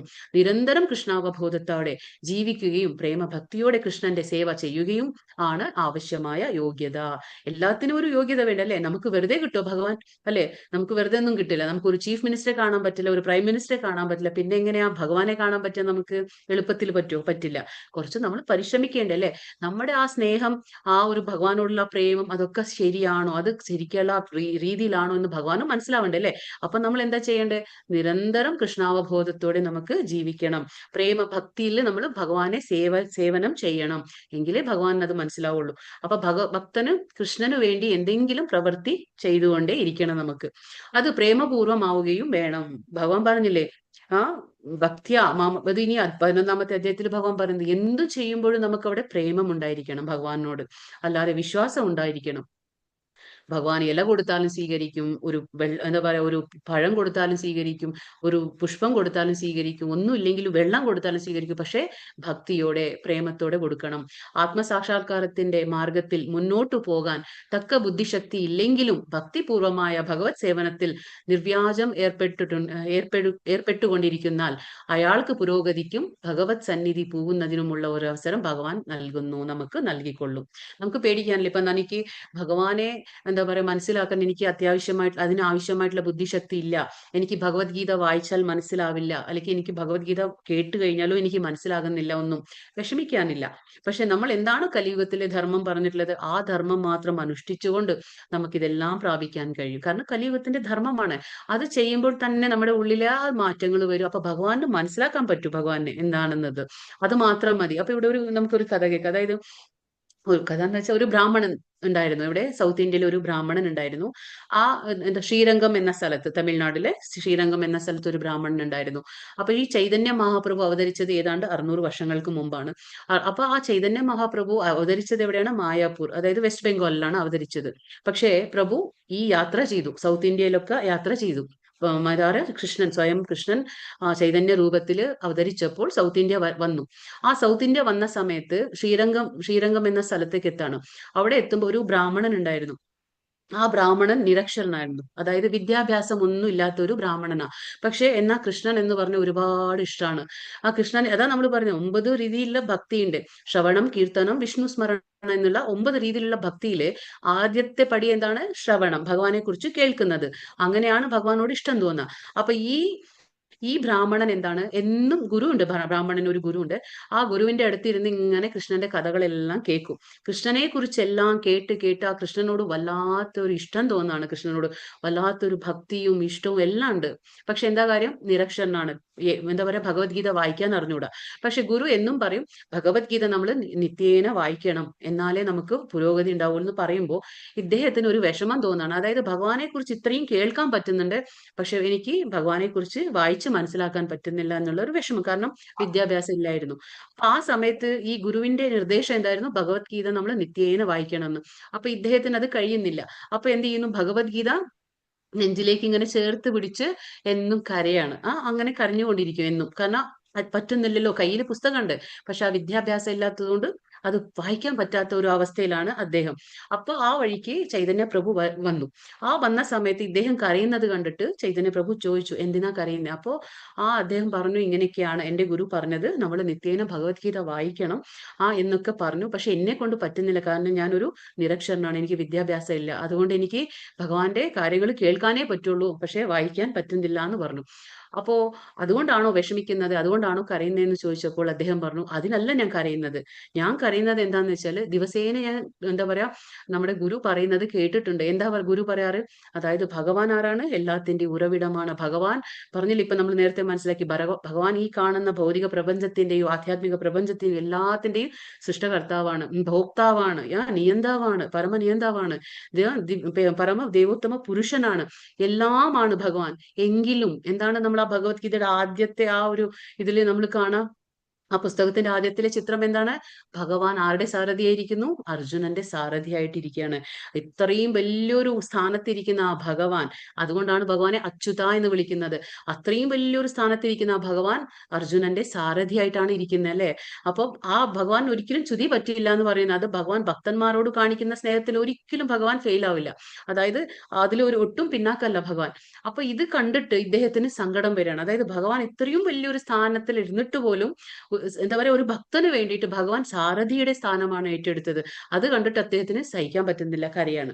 അപ്പോ ചൈതന്യ മഹാപ്രഭു അദ്ദേഹത്തിനെ കെട്ടിപ്പിടിക്കുകയാണ്. അതായത് എത്രയോ പേര് ഭഗവത്ഗീത വായിക്കും, എത്രയോ പേര് വർഷങ്ങളോളം ഭക്തി ചെയ്യും, പക്ഷേ വേണ്ടുന്ന സത്യം നമുക്ക് എന്താ പറയാ, മനസ്സിലാക്കാൻ കഴിയില്ല. ഇത് ഇത്രയേ ഉള്ളൂ നമുക്ക് മനസ്സിലാക്കേണ്ടത്. ഭഗവാൻ സുപ്രീമാണ്, ഭഗവാൻ നിയന്താവാണ്, പരമനിയന്താവാണ്, ഭോക്താറ യജ്ഞതപസ നമ്മൾ കേട്ടിട്ടില്ലേ? ഇത്രയൊക്കെ വലിയൊരു സ്ഥാനത്തിരുന്ന ഭഗവാൻ പോലും എത്രയും ഭക്തന് വേണ്ടി എന്തും ചെയ്യാനുള്ള ആ ഒരു മനസ്ഥിതി അല്ലെ ഭഗവാന്റെ, അത് നമ്മൾ മനസ്സിലാക്കണം. അത് ഭഗവാൻ അപ്പോ ആ ചൈതന്യ പ്രഭു ആ ബ്രാഹ്മണനെ കെട്ടിപ്പിടിക്കുകയാണ്. അപ്പൊ മറ്റുള്ളവർക്ക്, വിദ്യാഭ്യാസം ഉള്ളവർക്ക് പോലും മനസ്സിലാക്കാത്ത ഒരു തത്വം അത് നിനക്ക് മനസ്സിലായി കഴിഞ്ഞു. ഭഗവത്ഗീതയിൽ എന്താണ് പറയുന്നത്, ആ അന്തസത്ത എന്ന് നമ്മൾ പറയില്ലേ, അത് നിനക്ക് മനസ്സിലായി കഴിഞ്ഞു. അപ്പൊ നീ എന്തിനാ വിഷമിക്കണേന്ന്? അപ്പൊ ഇങ്ങനെയാണ് ഒരുപാട് വിദ്യാഭ്യാസം ഒന്നും ഉണ്ടായിട്ടൊന്നും കാര്യമില്ല, പക്ഷെ നമുക്ക് ഭഗവാനെ മനസ്സിലാക്കാൻ ഒരു മനസ്സും കൂടി വേണം. ആ ഭക്തിയുത സേവനം അനുഷ്ഠിക്കണം, എങ്കിലേ നമുക്ക് മനസ്സിലാക്കാൻ പറ്റുള്ളൂ ഭഗവാനെ. ഇത് നമ്മൾ പറഞ്ഞു പ്രയോജനം. ലാസ്റ്റ് ശ്ലോകാണ് തത്വശ്ലോകത്തിലെ. തേഷാം ഏവാനുകമ്പാർത്ഥം അഹം അജ്ഞാനജം തമഃ നാശയാമി ആത്മഭാവസ്തു ജ്ഞാനദീപേന ഭാസ്വത. അവരിൽ സവിശേഷ അനുകമ്പയോടെ ഞാൻ എന്താ ചെയ്യുന്നേ? ഭഗവാൻ ഹൃദയസ്ഥനായിട്ട് ജ്ഞാനദീപം കൊണ്ട് അവരുടെ അജ്ഞാനജന്യമായ തമസ്സിനെ അകറ്റുന്നു. അപ്പൊ തമസ് എന്ന് പറഞ്ഞാൽ എന്താണ്? നമുക്ക് 3 ഗുണങ്ങൾ അറിയാം, അല്ലെ? സത്വ, രജസ്, തമസ്. അപ്പൊ അജ്ഞാനം എന്താണ്? അത് തമോ ഗുണത്തിലാണ്. നമുക്കിപ്പോ നോളജ് ഇല്ലെങ്കിൽ, നമുക്ക് എന്താ പറയാ, അജ്ഞാനത്തിൽ ഇപ്പൊ നമ്മൾ തെറ്റു വിചാരിക്കാൻ പറ്റില്ല. ഇപ്പൊ വിദ്യാഭ്യാസം ഉള്ളവൻ ജ്ഞാനമുണ്ടെന്നും വിദ്യാഭ്യാസം ഇല്ലാത്തവന് ജ്ഞാനമില്ല, അങ്ങനെയല്ല. ഞാൻ പറഞ്ഞില്ലേ, ലൗകികമായിട്ടുള്ള എന്ത് ജ്ഞാനം നമ്മൾ നേടിയാലും ഭഗവാൻ ആരാണെന്ന് നമുക്ക് മനസ്സിലായില്ലെങ്കിൽ നമ്മൾ അജ്ഞാനത്തിൽ തന്നെയാണ്. അപ്പൊ അതുകൊണ്ടാണ് അജ്ഞാനം, എന്താ പറയാ, അജ്ഞാനം ഇരുട്ടിനെ പോലെയാണ്. അപ്പൊ നമുക്ക് ഒന്നും കാണില്ല. നമുക്ക് തിമിരം ബാധിച്ച കണ്ണുകൾ എങ്ങനെയാണ്? ഒന്നും കാണില്ല, അല്ലെ? തിമിരം ബാധിച്ച കണ്ണുകൾക്ക് അതുപോലെയാണ്. അപ്പൊ അജ്ഞാനം എന്നുള്ളത് ഒരു എന്താ പറയാ, ഇരുട്ടിനെ പോലെയാണ്. അപ്പൊ ഭഗവാൻ പറയുന്നു, ആരാണോ എന്റെ ഭക്തി അവർക്ക് ഞാൻ എന്ത് ചെയ്യും? ഭഗവാൻ ഉള്ളിലുണ്ട് അല്ലേ? അപ്പൊ ഭഗവാൻ പറയണേ ജ്ഞാനദീപം കൊണ്ട്, ആ ജ്ഞാനമാകുന്ന ആ ദീപം കൊണ്ട് ഞാൻ അവർക്ക് വെളിച്ചം നൽകുന്നു. ആ ഇരുട്ടിനെ ഞാൻ അകറ്റുന്നു. ആ അജ്ഞാനമായ ആ തമസ്സിനെ, ആ ഇരുട്ടിനെ ഭഗവാൻ എന്ത് ചെയ്യുന്നു? നീക്കം ചെയ്യുന്നു. ഭഗവാൻ എന്ത് തരുന്നു നമുക്ക്? ജ്ഞാനം എന്ന ആ ഒരു വെളിച്ചം, ദീപം കൊണ്ട് നമുക്ക് വെളിച്ചം നൽകാണ് ഭഗവാൻ. ഇതൊക്കെ ഭഗവാൻ നമുക്ക് തരുന്ന അനുഗ്രഹങ്ങളാണ്. നമ്മൾ ഭക്തി ചെയ്യുമ്പോൾ നമുക്ക് എന്താ പറയാ, ഇതൊക്കെ ഭഗവാൻ നമുക്ക് തരുന്ന അനുഗ്രഹങ്ങളാണ്. ജീവിതത്തിൽ വേണ്ടുന്ന ഭൗതിക ആവശ്യങ്ങളെ പറ്റി ഭക്തന് വിഷമിക്കേണ്ടതില്ല, ഉത്കണ്ഠയും വേണ്ട. ഹൃദയത്തിലെ അന്ധകാരം നീങ്ങിപ്പോയാൽ ഭക്തന്റെ സേവനത്താൽ സന്തുഷ്ടനായ ഭഗവാൻ ആവശ്യങ്ങളെല്ലാം നിറവേറ്റി കൊടുക്കും. ഇതാണ് ഭഗവത്ഗീതയിലെ ഉപദേശങ്ങളുടെ സാരം. എന്താണ് അപ്പൊ ഭഗവത്ഗീതയിലെ ഉപദേശങ്ങളുടെ സാരം എന്താണ്? അതായത് ഒരു ഭക്തന് അവന്റെ ഭൗതിക ജീവിതത്തിന് വേണ്ടി അവന് ഉത്കണ്ഠ വേണ്ട, ചിന്തിക്കേണ്ട ആവശ്യമില്ല. ഭക്തനെ ഒന്നും വിഷമിക്കേണ്ട ആവശ്യവും ഇല്ല. കാരണം എന്താണ്? ഹൃദയത്തിലെ അന്ധകാരം നീങ്ങിപ്പോയാൽ അതാരാണ് നീക്കുന്നത്? ഭഗവാൻ. ഭഗവാന്റെ ആ ജ്ഞാനമാകുന്ന വെളിച്ചം കൊണ്ട് ഭഗവാൻ നീക്കാണ്. ആ അന്ധകാരം നീങ്ങിപ്പോയാൽ, ഭക്തന്റെ സേവനത്താൽ ഭഗവാൻ തൃപ്തിപ്പെട്ടാൽ, ഭഗവാൻ സന്തുഷ്ടനായാൽ ഭഗവാൻ എന്ത് ചെയ്യും? അവന്റെ ആവശ്യങ്ങളെല്ലാം നിറവേറ്റി തരും. ഭൗതികമായിട്ട് നമ്മൾ ചിന്തിക്കേണ്ട ആവശ്യമില്ല. അതൊക്കെ ആര് നോക്കിക്കോളും? ഭഗവാൻ തന്നെ. നമ്മൾ പറഞ്ഞില്ലേ ഇന്നലെ ശ്ലോകത്തില്, 22-ാം ശ്ലോകത്തിൽ ഭഗവാൻ പറഞ്ഞു, യോഗക്ഷേമം വഹാമ്യഹം. ഒരു ഭക്തന് ഉള്ളതെല്ലാം ഭഗവാൻ നിലനിർത്തുകയും ചെയ്യും, അവന്റെ അടുത്ത് ഇല്ലാത്തതെല്ലാം ഭഗവാൻ നൽകുകയും ചെയ്യുന്നു. അപ്പൊ നമുക്ക് ചിന്തിക്കേണ്ട ആവശ്യമില്ല. ഇതാണ് ഭഗവത്ഗീതയിലെ ഉപദേശങ്ങളുടെ സാരം. ഭഗവത്ഗീത പഠനം വഴി ഒരാൾക്ക് ഭഗവാന് സ്വയം സമർപ്പിതനായി തീരുവാനും കഴിയും. അപ്പൊ എന്താണ്? ആരാണോ ഭഗവത്ഗീത പഠനം ചെയ്യുന്നത് സിൻസിയർ ആയിട്ട്, ഗൗരവത്തോടെ, ഭക്തിയോടെ, അങ്ങനെയുള്ള ഒരു വ്യക്തിക്ക് ഭഗവാൻ എന്താകുന്നു? സ്വയം സമർപ്പിതനാവാണ് ചെയ്യുന്നത്. അതായത് ഭഗവാൻ അത്രയും ഭക്തവത്സലനാണ്, ഭക്തപരാധീനനാണ് ഭഗവാൻ. നമ്മൾ പറയില്ല ഭഗവാൻ എന്തും തരും നമുക്ക് ഭൗതികമായിട്ട്, പക്ഷേ ഭക്തി തരില്ല. കാരണം എന്താണെന്ന് വെച്ചാൽ ഭഗവാൻ സ്വയം വിൽക്കപ്പെടുകയാണ് അവിടെ. അതുകൊണ്ടാണ് ഭഗവാൻ ആർക്കും അത്ര എളുപ്പത്തിൽ ഭക്തി തരില്ല.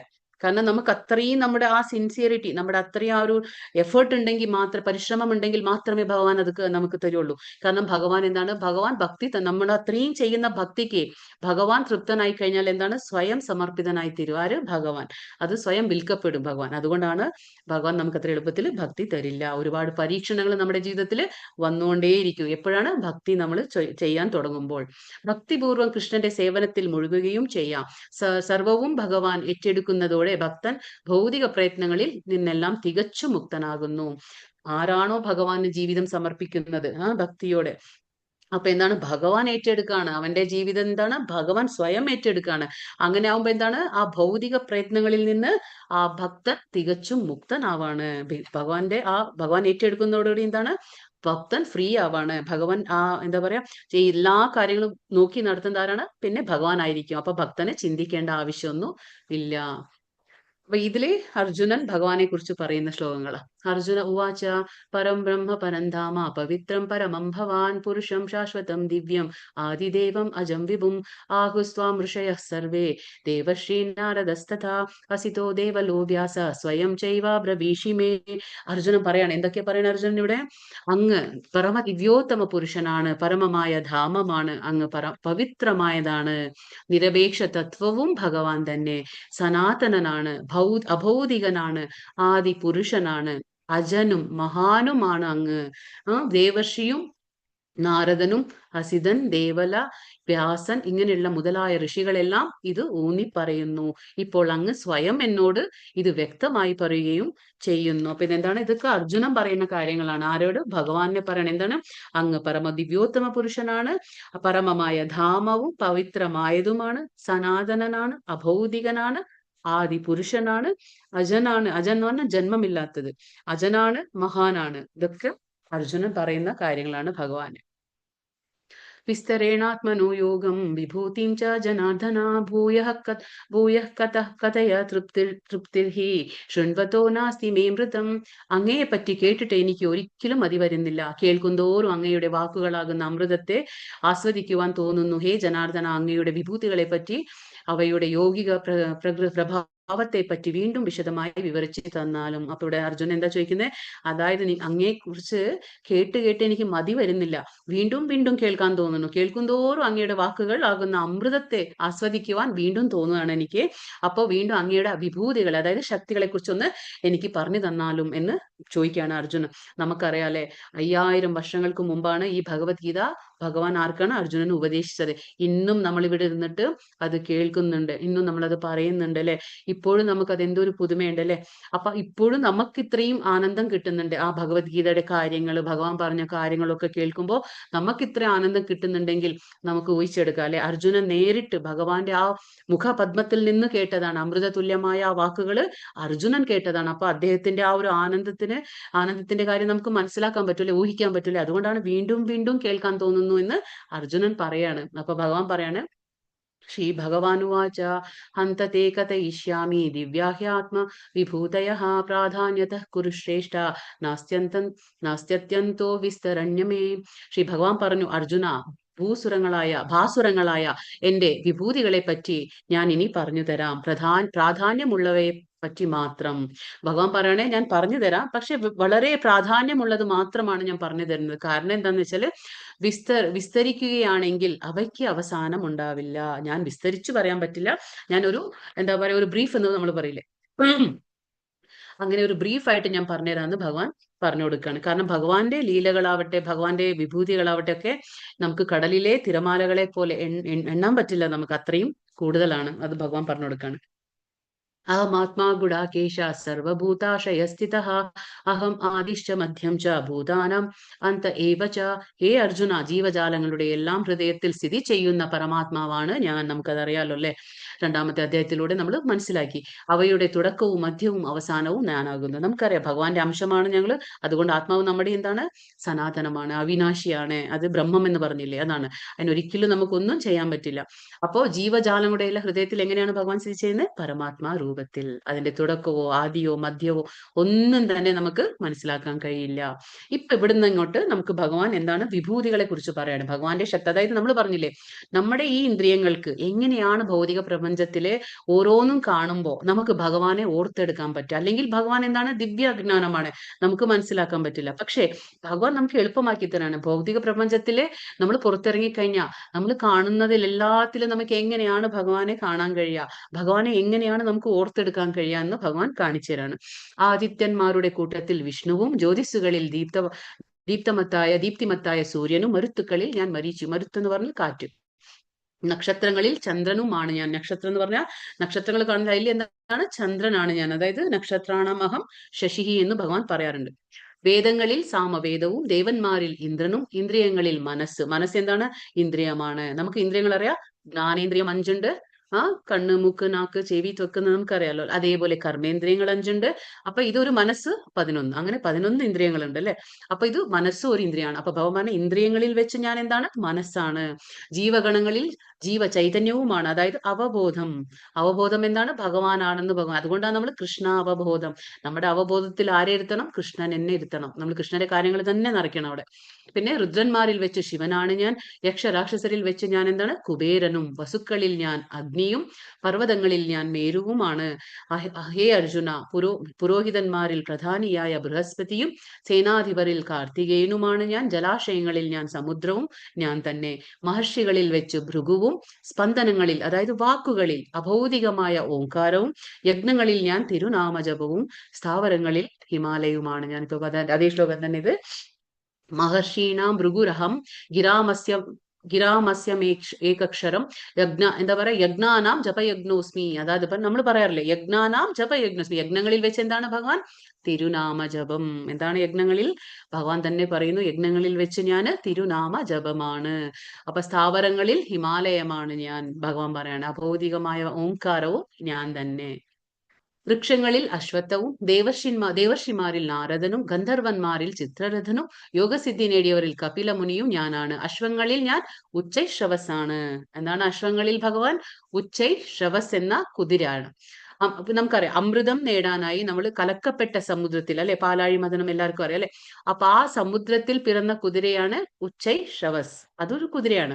അപ്പൊ അതാണ് ഭഗവാൻ പറഞ്ഞ അശ്വങ്ങളിൽ വെച്ച് ഞാൻ എന്താണ്? ഉച്ചൈശ്രവസ് ആണ്. ആനകളിൽ ഞാൻ എന്താണ്? ഇന്ദ്രവാഹനമായ ഐരാവതം. മനുഷ്യരിൽ രാജാവാണ്. ആയുധങ്ങളിൽ വെച്ച് വജ്രവും, അതായത് ഇടിമിന്നൽ എന്ന് പറയില്ലേ അത്. പശുക്കളിൽ ഞാൻ സുരഭിയും, അതുകൊണ്ട് നമ്മൾ പറഞ്ഞില്ലേ ചിന്താമണി ധാമത്തിൽ എന്താണ് സുരഭി പശുക്കൾ അല്ലെ, ഒരിക്കലും പാല് പറ്റാത്ത സുരഭി പശുക്കൾ ഉണ്ടെന്ന് പറഞ്ഞു.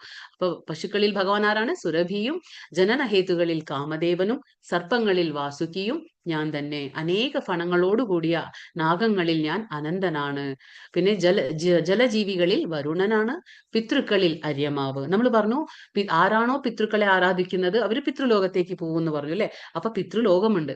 അപ്പൊ പിതൃലോകത്തില് രാജാവാരാണ്? അര്യമ. അപ്പൊ ആ അര്യമനാണ് ഞാൻ എന്ന് പിതൃക്കളിൽ എന്ന് ഭഗവാൻ പറഞ്ഞു. ശിക്ഷകരിൽ മൃത്യുദേവതയായ യമനാണ്. നമുക്കറിയാം അല്ലെ, ശിക്ഷ നൽകുന്ന ആരാണ്? മൃത്യുദേവതയായ യമൻ. അപ്പൊ ഭഗവാൻ പറഞ്ഞു ആ യമൻ ഞാൻ തന്നെ ആകുന്നു. ദൈത്യന്മാരിൽ ഞാൻ ഭക്ത പ്രഹ്ലാദനാണ്. കാരണം നമുക്കറിയാം ദൈത്യം എന്ന് പറഞ്ഞാൽ അസുരന്മാർ, അസുരകുലത്തിലാണ് പ്രഹ്ലാദ മഹാരാജാവ് ജനിച്ചത് അല്ലെ. അപ്പൊ പറയണേ ദൈത്യന്മാരിൽ ഞാൻ ഭക്ത പ്രഹ്ലാദനാണ്, കീഴ്പ്പെടുത്തുന്നവയിൽ ഞാൻ കാലമാണ്, വന്യമൃഗങ്ങളിൽ ഞാൻ സിംഹമാണ്, പക്ഷികളിൽ ഗരുഡനുമാണെന്ന് ഭഗവാൻ പറയുന്നു. പിന്നെ സൃഷ്ടിയുടെ ആദിമധ്യാവസാനങ്ങളിൽ ഞാൻ തന്നെ. അർജുന, ശാസ്ത്രങ്ങളിൽ ആധ്യാത്മശാസ്ത്രവും ഭഗവാനാകുന്നു, തർക്കശാസ്ത്രങ്ങളിൽ നിർണയ സത്യവും ഭഗവാനാണ്, അക്ഷരങ്ങളിൽ അകാരവും സമാസങ്ങളിൽ ദ്വന്ദ്വസമാസവും എന്താ പറയാ അനവസാനമായ കാലവും സൃഷ്ടികർത്താക്കളിൽ ബ്രഹ്മാവും ഭഗവാനാണ്, സർവസംഹാരിയായ മരണവും മരണം നമുക്കറിയാം അല്ലെ. നമ്മൾ പറയില്ലേ മൃത്യു സർവ ഹരശ്ചാഹം. നമ്മൾ ഭഗവാനെ വിശ്വസിച്ചാലും ഇല്ലെങ്കിലും ഭഗവാൻ ഏത് രൂപത്തിൽ വരും? മരണരൂപത്തിൽ എല്ലാവരുടെ മുന്നിലേക്കും എത്തും. ഭാവിയുടെ ഉത്ഭവസ്ഥാനവും സ്ത്രീകളിൽ, ഇപ്പൊ കുറച്ച് കാര്യങ്ങൾ പറയാം, അത് സ്ത്രീകളിൽ എന്തൊക്കെയാണ് ഭഗവാൻ എന്ന് നമുക്ക് നോക്കാം.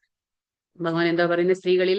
സ്ത്രീകളിലെ യശസ്, ഭാഗ്യം, സുന്ദര ഭാഷണം, ഓർമ്മശക്തി, ബുദ്ധി, സ്ഥൈര്യം, ക്ഷമ എന്നിവയും ഞാനാകുന്നു. എന്താണ് സ്ത്രീകളിലെ?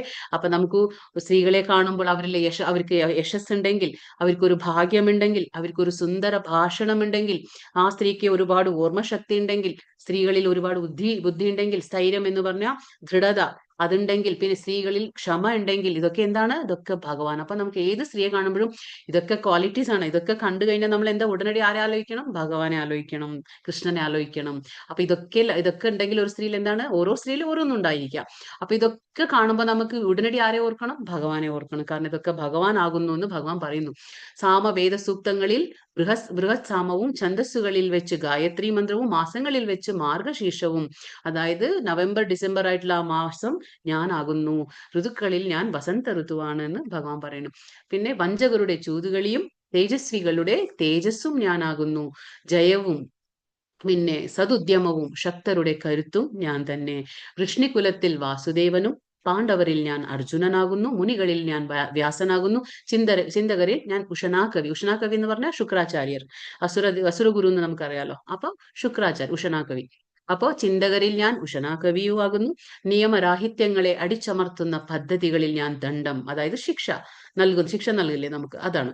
വിജയം കാക്ഷിക്കുന്നവരുടെ നീതി എന്നിവയും, ഗോപ്യങ്ങളിൽ മൗനവും. സീക്രട്ട് എന്ന് പറയില്ലേ, സീക്രട്ടുകളിൽ വെച്ച് ഗോപ്യങ്ങളിൽ എന്താണ് ഭഗവാൻ? മൗനമാണ്. ജ്ഞാനികളുടെ ജ്ഞാനവും ഞാനാണ്. അല്ലയോ അർജുന, സർവഭൂതങ്ങളുടെയും ആദി ബീജവും ഞാനാണ്. ഭഗവാൻ പറഞ്ഞില്ലേ ബീജപ്രദ പിതാവാണ്. ഭഗവാനാണ് എല്ലാം. എന്താ പറയാ, സൃഷ്ടി നമ്മുടെ ഈ പ്രകൃതി ഒരു അമ്മയാണെങ്കിൽ ഭഗവാൻ അതാ ഒരു പുരുഷനാണ്. അപ്പൊ ആ ബീജം, എല്ലാ ജീവജാലങ്ങളെ സൃഷ്ടിക്കാനുള്ള ബീജം നൽകുന്നത് ആരാണ്? ഭഗവാൻ തന്നെയാ. എന്നെ കൂടാതെ ചരാചരങ്ങളിൽ ഒന്നിനും നിലനിൽപ്പില്ല. ഭഗവാൻ അല്ലാതെ ഒരു ചരാചരങ്ങളിൽ ആർക്കും തന്നെ നിലനിൽപ്പില്ല എന്ന് ഭഗവാൻ പറഞ്ഞു തരാണ്. നാന്തോസ്തി മമ ദിവ്യാനാം വിഭൂതീനാം പരന്തപ ഏഷതു പ്രോക്ത വിഭൂതേർ വിസ്തരോമയാം. ശത്രുക്കളെ ജയിക്കുന്നവനെ, പരന്തപ എന്ന് പറഞ്ഞ ശത്രുക്കളെ ജയിക്കുന്നവനെ, എന്റെ ദിവ്യ വിഭൂതികൾക്ക് അവസാനമില്ല. ഭഗവാൻ വളരെ പ്രധാനപ്പെട്ട മാത്രമാണ് പറഞ്ഞത് ഇവിടെ. ഞാൻ പറഞ്ഞതാകട്ടെ എന്റെ അനന്തമായ വിഭൂതികളുടെ ഒരു സൂചന മാത്രം. കാരണം ഭഗവാൻ പറഞ്ഞില്ല എണ്ണമറ്റ ഇതുണ്ട് ഭഗവാന്റെ വിഭൂതികളുണ്ട്, അതൊന്നും പറഞ്ഞ് വിസ്തരിക്കാൻ പറ്റില്ല എന്ന് ഭഗവാൻ പറഞ്ഞു കൊടുത്തു. യദ്യത് വിഭൂതി സത്വം ശ്രീമദ് ഊർജിതമേവ വാ തത്തത് ഏവാവഗച്ഛത്വം മമ തേജോ അംശ സംഭവം. വിഭൂതിമത്തും സുന്ദരവും തേജസ്സു തേജസ് ഊറ്റതും തേജസ്സറ്റതുമായ ഏതൊരു സൃഷ്ടിയും എന്റെ തേജസ്സിന്റെ ഒരു കണികയിൽ നിന്ന് ഉത്ഭവിച്ചതെന്ന് മനസ്സിലാക്കണം. അപ്പൊ ഭഗവാൻ എന്താ പറയുന്നത്? അതായത് വിഭൂതികൾ എന്താ പറയുക, വിഭൂതിമത്തായതും സുന്ദരമായതും തേജസ് ഉള്ളതുമായ എന്ത് കണ്ടാലും സൃഷ്ടി നമുക്ക് എന്താ ആരെ ഓർമ്മ വരണം? ഭഗവാനെ ഓർമ്മ വരണം. അപ്പൊ ഭഗവാൻ പറയണേ, ഇവിടെ നമുക്കറിയാം മയിലിനെ കാണുമ്പോഴായിക്കോട്ടെ, സുന്ദരമായ പക്ഷികളെ കാണുമ്പോൾ, പിന്നെ എന്താ പറയാ, നമുക്ക് ഒരുപാട് എന്താ പറയാ നല്ല നല്ല പൂക്കളെ കാണുമ്പോഴും ഇതൊക്കെ കാണുമ്പോൾ എന്താ ഓർമ്മ വരണ്ടേ? ഭഗവാനെ ഓർക്കണം. കാരണം എന്താ വെച്ചാൽ ഭഗവാൻ പറയുന്നത് ഇതൊക്കെ എന്റെ വിഭൂതികളിൽ ഒന്നാണെന്ന് ഭഗവാൻ പറഞ്ഞു കൊടുക്കാണ്. അഥവാ ബഹുനൈതേന കിം ജ്ഞാതേന തവാർജുന വിശിഷ്ട വിഷ്ടഭ്യാഹമിതം കൃത്സ്നം ഏകാംശേന സ്ഥിതോ ജഗത്ത്. അല്ലെങ്കിൽ അർജുന, ഇനിയും വിശദമായി ഇതെല്ലാം അറിഞ്ഞിട്ട് എന്ത് വേണം? ഭഗവാൻ പറയുന്നു, എനിക്ക് ഇഷ്ടം പോലെ ഉണ്ട് വിഭൂതികൾ, പക്ഷെ അതെല്ലാം ഞാൻ വിസ്തരിച്ച് പറയാൻ പറ്റില്ല. അപ്പൊ ഇത് ഞാൻ ഒരു സൂചന മാത്രം തന്നതാണ്, ഇത്ര മാത്രമേ പറഞ്ഞുള്ളൂ. അപ്പൊ ഇതൊക്കെ ഇനി അറിഞ്ഞിട്ട് എന്തിനാണെന്ന് ഭഗവാൻ അർജുനനോട് ചോദിക്കുകയാണ്. എന്റെ ഒരു ചെറിയ അംശം മാത്രമാണ് ഈ മഹാപ്രപഞ്ചത്തിൽ വ്യാപിച്ച് അതിനെ നിലനിർത്തുന്നത്. അപ്പോൾ ഇതൊക്കെ നിലനിർത്തുന്നത് ആരാണ്? ഭഗവാന്റെ ഒരു ചെറിയ അംശം മാത്രമാണെന്ന് ഭഗവാൻ അർജുനനോട് പറയാണ്. അപ്പൊ ഇവിടെ ഇത് കഴിഞ്ഞു. നമുക്ക് ഗോലോക ചാർട്ട് ഒന്ന് നോക്കാം.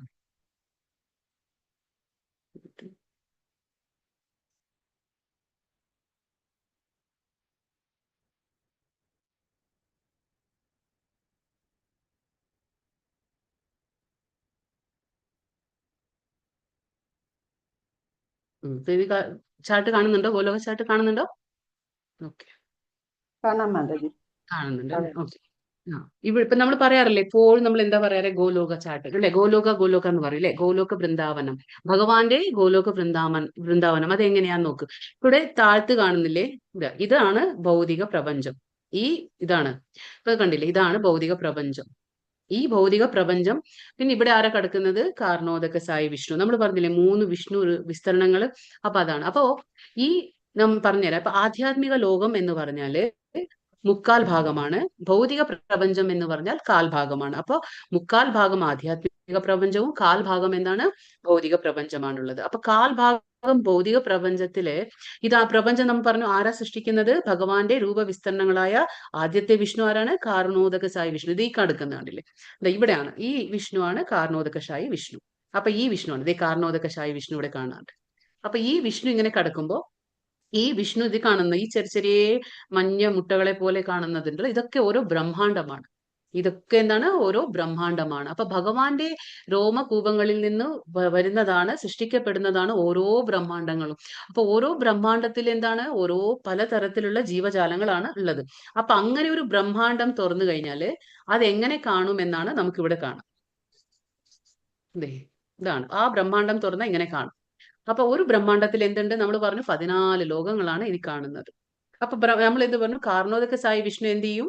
ഓരോ എന്താ പറയുക ബ്രഹ്മാണ്ടത്തെ സൃഷ്ടിക്കുന്നു, അത്രമാത്രമാണ് ജോലി. അപ്പൊ രണ്ടാമത്തെ വിഷ്ണു ആരാണ്? നമ്മൾക്ക് ഇത് കാണാം. ഇവിടെ ഗർഭോദക സായി വിഷ്ണു കാണുന്നുണ്ടോ? ഗർഭോദക സായി വിഷ്ണു കിടക്കുന്നുണ്ടോ? അനന്തശയനം അല്ലെ, അനന്തന്റെ മുകളിലാണ് കിടക്കുന്നത്. ഇവിടെ ആരാണുള്ളത്? ലക്ഷ്മി ദേവി ഉണ്ട്. അനന്തശയനാണ് ഗർഭോദക സായി വിഷ്ണു. ഇവിടെ ലക്ഷ്മി ഉണ്ട്. അപ്പോ ഈ ഓരോ ബ്രഹ്മാണ്ടം ഭഗവാൻ എന്താ പറയുക കാർണോദക സായി സൃഷ്ടിക്കുമ്പോൾ ഈ ഗർഭോദക സായി ഓരോ ബ്രഹ്മാണ്ടത്തിന്റെ ഉൾപോവുകയാണ്. അവിടെ പോയിട്ട് എന്താണ്? വൈവിധ്യങ്ങളെ സൃഷ്ടിക്കുകയാണ്. അതായത് 14 ലോകങ്ങളെ നമുക്ക് കാണാൻ കാണിച്ചു. ഈ കാണുന്ന 14 ലോകങ്ങളെ ഭഗവാൻ സൃഷ്ടിക്കുകയാണ്.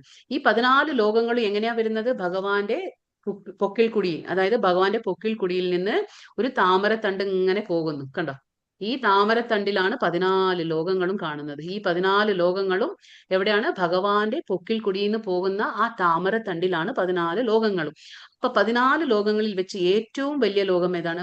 ഉന്നതമായ സർവോന്നതമായ ലോകം ബ്രഹ്മാവിന്റെ, അതായത് ഈ ബ്രഹ്മലോകം, അതായത് സത്യലോകം എന്ന് പറയും. ബ്രഹ്മാവിന്റെ ലോകത്തെ നമ്മൾ സത്യലോകം എന്ന് പറയും. അപ്പൊ ആ സത്യലോകത്താണ് ബ്രഹ്മാവ് വസിക്കുന്നത്. അത് കഴിഞ്ഞാൽ 7 ലോകങ്ങൾ എങ്ങനെയാണ്? 7 ലോകങ്ങളുണ്ട്. പിന്നെ ഭൂമി നടുവിൽ വരും. ഭൂമി സെൻട്രലാണ് വരുന്നത്. നമ്മുടെ ഭൂമി എവിടെയാണ് വരുന്നത്? സെൻട്രലാണ് വരുന്നത്. അപ്പോ സത്യലോകം, ഫസ്റ്റ് ലോകം എന്താണ്? ഭൂമിക്ക് മുകളിലുള്ള ലോകങ്ങൾ ഏതൊക്കെയാണ്? ആദ്യത്തെ ബ്രഹ്മാവിന്റെ ലോകം സത്യലോകം, തപോലോക, ജനലോക, മഹർലോക, സ്വർലോക, ഭുവർലോക, ഭൂലോക. ഈ ഭൂലോകത്താണ് നമ്മളൊക്കെ ഇരിക്കുന്നത്. എവിടെയാണ്? ഭൂലോകത്താണ് നമ്മൾ ഇരിക്കുന്നത്. അപ്പൊ അങ്ങനെ ഓരോ ലോകങ്ങളിലും ഓരോരുത്തരുണ്ട്. അപ്പൊ മേലെ സത്യലോകത്ത് ബ്രഹ്മാവുണ്ട്. പിന്നെ എന്താ പറയാ, തപോലോകത്ത് കുമാരന്മാരുണ്ട്, ബ്രഹ്മാവിന്റെ പുത്രന്മാരുണ്ട്. ജനലോകത്ത് പ്രജാപതിയുണ്ട്, മഹർലോകത്ത് ഭൃഗുമുനിയുണ്ട്, സ്വർലോകത്ത് ദേവന്മാരൊക്കെ ഉണ്ട്. പിന്നെ ഭുവർലോക പ്രേതാത്മക്കൾ, അതായത് എന്താ പറയാ, പിതൃലോകത്തേക്ക് എത്താൻ പറ്റാത്ത ആത്മാക്കൾ ഉണ്ടാവും. അവരൊരുപാട് ആഗ്രഹങ്ങൾ ബാക്കി വെച്ചതോ അവർക്കൊരു അടുത്ത യോനി കിട്ടാതെ, അതായത് ഇനിയൊരു ശരീരം, ഭൗതികമായിട്ടുള്ള ഒരു ശരീരം കിട്ടാതെ ഇരിക്കുന്ന ആത്മാക്കളൊക്കെ എവിടെ ഉണ്ടാവും? മറ്റെന്താ പറയുക, ഭുവർലോകത്ത് ഉണ്ടാവും. അവർ പ്രേതാത്മാക്കളായിട്ട് അവിടെ ഉണ്ടാവും, വെയിറ്റിംഗ് ലിസ്റ്റിലാണ്. അതുപോലെ അവിടെ ഉണ്ടാവും അവര്. പിന്നെ ഭൂമി, നമ്മുടെ ഈ സെന്ററിലുള്ളത് ഭൂമിയാണ്. ഇവിടെ ഈ സെന്ററിൽ കാണുന്നത് ഇത് ഭൂമി. പിന്നെ അതിന്റെ താഴെ 6 ലോകങ്ങളുണ്ട്. അങ്ങനെയാണ് 14 ലോകങ്ങൾ. അപ്പോ ഭൂമിക്ക് മുകളിലുള്ള ലോകങ്ങളെ നമ്മൾ എന്താ പറയാ, ഉന്നതമായ, അതായത് ഉയർന്ന ലോകങ്ങളാണ് അതൊക്കെ. ഇത് എന്താ പറയാ, ഈ അധോ ലോകങ്ങൾ എന്ന് പറഞ്ഞ താഴെയുള്ള ലോകങ്ങൾ. ഏതാണ് താഴെയുള്ള ലോകങ്ങൾ? അതല, വിതല, സുതല, തലാതല, മഹാതല, രസാതല, പാതാള. ഇതൊക്കെയാണ് താഴ്ന്ന അധമ ലോകങ്ങൾ എന്ന് പറയും. ഇത് ഊർധ്വലോകങ്ങൾ. മുകളിലുള്ളതിനെ നമ്മൾ ഊർധ്വലോകങ്ങൾ എന്ന് പറയും, താഴെയുള്ളതിനെ നമ്മൾ അധമ ലോകങ്ങൾ എന്ന് പറയും. അപ്പൊ ഇതിലൊക്കെ ആരൊക്കെയാണ് അധമ ലോകങ്ങളിലെ? അസുരന്മാരുണ്ടാവും, ബലി മഹാരാജാവുണ്ട് സുതല ലോകത്തില്, പിന്നെ എന്താ പറയാ, നാഗന്മാരുണ്ട്, ദൈത്യന്മാരുണ്ട്, അങ്ങനെയുള്ള ആൾക്കാരൊക്കെയാണ് ഈ താഴെയുള്ള ലോകം.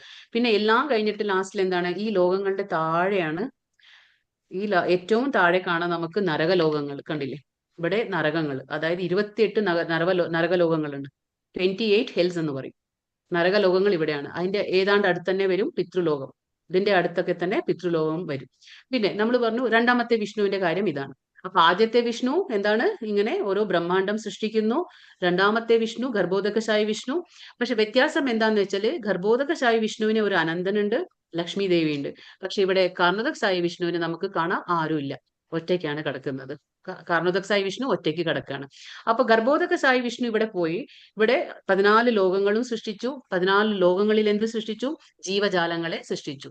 അത് കഴിഞ്ഞിട്ട് മൂന്നാമത്തെ വിഷ്ണു ഇവിടെ കാണാം നമുക്ക്. ഏതാണ്? ക്ഷീരോദകശായി വിഷ്ണു. ഇതാണ്. ക്ലിയർ ഇല്ല, കുറച്ച് ക്ലാരിറ്റി കുറവാ. ഇതാണ് ക്ഷീരോദകശായി വിഷ്ണു. ഈ വിഷ്ണുവാണ് എല്ലാവരുടെയും എന്താ പറയാ, ഗർഭോദകശായി വിഷ്ണു ക്രിയേറ്റ് ചെയ്ത സർവ്വജീവജാലങ്ങളുടെ എന്താ പറയാ ഉള്ളിൽ കയറി എന്താണ് പരമാത്മാഭാവത്തിൽ ഇരിക്കുന്നത് ഈ ക്ഷീരോദകശായി വിഷ്ണു. അപ്പൊ ഇത് സമുദ്രം, എന്താണ്? ക്ഷീരസമുദ്രം എന്ന് പറയും. പാലിന്റെ കടലാണ്. ആ പാലിന്റെ കടലിലാണ് ഈ വിഷ്ണു ഇരിക്കുന്നത്. ഇത് ഗർഭോദക എന്ന് പറയും, ഉദക. ഇത് ഗർഭോദക ഓഷൻ, സമുദ്ര കടൽ എന്ന് പറയും. ഇവിടെ ഇനിയൊരു കൃഷ്ണ എന്താ പറയാ, വിഷ്ണു എന്ന് പറഞ്ഞ വിരജ. ഇത് വിരജാ നദി എന്ന് പറയുന്നത് ഇവിടെ കാണാം. ആ വിരജാ നദിയിലാണ് ഈ വിഷ്ണു കിടക്കുന്നത്. ഇങ്ങനെ ഇതാണ് നമ്മുടെ ഭൗതികമായ ലോകങ്ങൾ. നമ്മൾ പറഞ്ഞില്ല, ഇപ്പൊ നമ്മൾ ഇരിക്കുന്നത് ഭൂമിയിലെ നടുവിലാണ്, അത് മധ്യത്തിലാണ്. മുകളിൽ 7 ലോകങ്ങളും താഴെ 6 ലോകങ്ങളും ഉണ്ട്. പിന്നെ ഈ നമ്മൾ പറഞ്ഞു 7 ആവരണങ്ങളുണ്ട്. ഭൗതിക ലോകത്തിന് എന്താ 7 ആവരണങ്ങൾ. ഈ 7 ആവരണങ്ങളാണ് ഇവിടെ കാണുന്നത്. ഏതൊക്കെയാണ്? ഭൂമി നമ്മൾ പറഞ്ഞില്ലേ, പഞ്ചമഹാഭൂതങ്ങളുണ്ട്, പിന്നെ മിഥ്യാഹങ്കാരമുണ്ട്, മഹത്തത്വ എന്നുള്ള 7 ആവരണങ്ങളുണ്ട്. ഈ 7 ആവരണങ്ങൾ നമ്മൾ പറഞ്ഞില്ലേ, ഭക്തിയുത സേവനമാകുന്ന ആ വിത്ത് എന്താണ്? ഒരു വിത്തിനെ പോലെയാണ് അല്ലെ. അത് നമ്മളിപ്പോ ഹരേ കൃഷ്ണ മന്ത്രം ചൊല്ലുമ്പോൾ, നമ്മൾ ഈ ഭൂമിയിൽ ഹരേ കൃഷ്ണ മന്ത്രം ചൊല്ലുമ്പോൾ അത് എവിടെയാ പോകുന്നത്? അത് ഇങ്ങനെ പോകുന്നു, കണ്ടില്ലേ? ഇങ്ങനെ പോയി 7 എന്താ പറയാ, ഈ 14 ലോകങ്ങളും കഴിഞ്ഞത് അത് 7 ഈ ആവരണങ്ങളും അതെല്ലാം ആ ഭൗതിക പ്രപഞ്ചത്തിന്റെ ആ തോട് തുളച്ച് അതെവിടെ പോവും? ബ്രഹ്മജ്യോതിസിലെത്തും. ഇത് കണ്ടോ, ഇവിടെയാണ് ബ്രഹ്മജ്യോതിസ് കാണിച്ചത്. കാണുന്നുണ്ടോ? ബ്രഹ്മജ്യോതിസ്, ഇതാണ് ബ്രഹ്മജ്യോതി. ഇവിടെ എത്തും. ഇത് ഭൗതിക ലോകത്തിന്റെ മുകളിലാണ് ബ്രഹ്മജ്യോതി. ഇത് ആദ്യത്തെ ഇതാണ്. നമ്മൾ പറഞ്ഞില്ലേ, ഈ ഭഗവാൻ അവ്യക്തമാണെന്ന് വിചാരിച്ച് അതിലേക്ക് ലയിക്കാൻ ആഗ്രഹിക്കുന്ന ആൾക്കാർ ഇവിടെയാണ് ബ്രഹ്മജ്യോതിയിലേക്ക് എത്തും. അത് ബ്രഹ്മജ്യോതി, അത് ഭഗവാന്റെ ഒരു ശരീരത്തിന്റെ ആ വെളിച്ചം മാത്രമാണ്. പിന്നെ ഈ ഭൗതിക ലോകങ്ങൾക്ക് എന്താണ്? സൂര്യന്റെ ചന്ദ്രന്റെ ആവശ്യം വരുന്നുണ്ട്. കാരണം എന്താന്ന് വെച്ചാല്, ഭൗതിക ലോകത്ത് ഭഗവാന്റെ ആ ശരീരത്തിന്റെ വെളിച്ചം നമുക്ക് ഇവിടെ കിട്ടില്ല. അതുകൊണ്ട് കാരണം എന്താന്ന് വെച്ചാൽ ഈ 7 ആവരണങ്ങളുണ്ട്. 7 ആവരണങ്ങൾ ഉള്ളത് കൊണ്ട് നമുക്ക് ഭഗവാന്റെ ആ വെളിച്ചം ഇവിടേക്ക് എത്തില്ല. അതുകൊണ്ട് നമുക്കിവിടെ സൂര്യന്റെയും ചന്ദ്രന്റെയും ആവശ്യം വരുന്നു.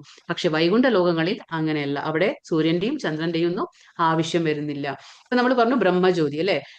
നമ്മുടെ ഒരു ഭൗതിക പ്രപഞ്ചത്തിന് 14 ലോകങ്ങളും 7 ആവരണങ്ങളും, അത് കഴിഞ്ഞിട്ട് ബ്രഹ്മജ്യോതി ഉണ്ട്. അത് കഴിഞ്ഞിട്ട് നമുക്ക് കാണാം ഈ മഞ്ഞ കളറിൽ ഇവിടെ കാണുന്നതാണ് വൈകുണ്ഠ ലോകങ്ങൾ.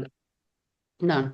ഇവിടെ വൈകുണ്ഠ ലോകങ്ങളുണ്ട്. ഇവിടെ എന്താണ് വൈകുണ്ഠ ലോകങ്ങൾ എന്ന് പറഞ്ഞാൽ? ഒരുപാട് വിഷ്ണു നമുക്ക് കാണാം.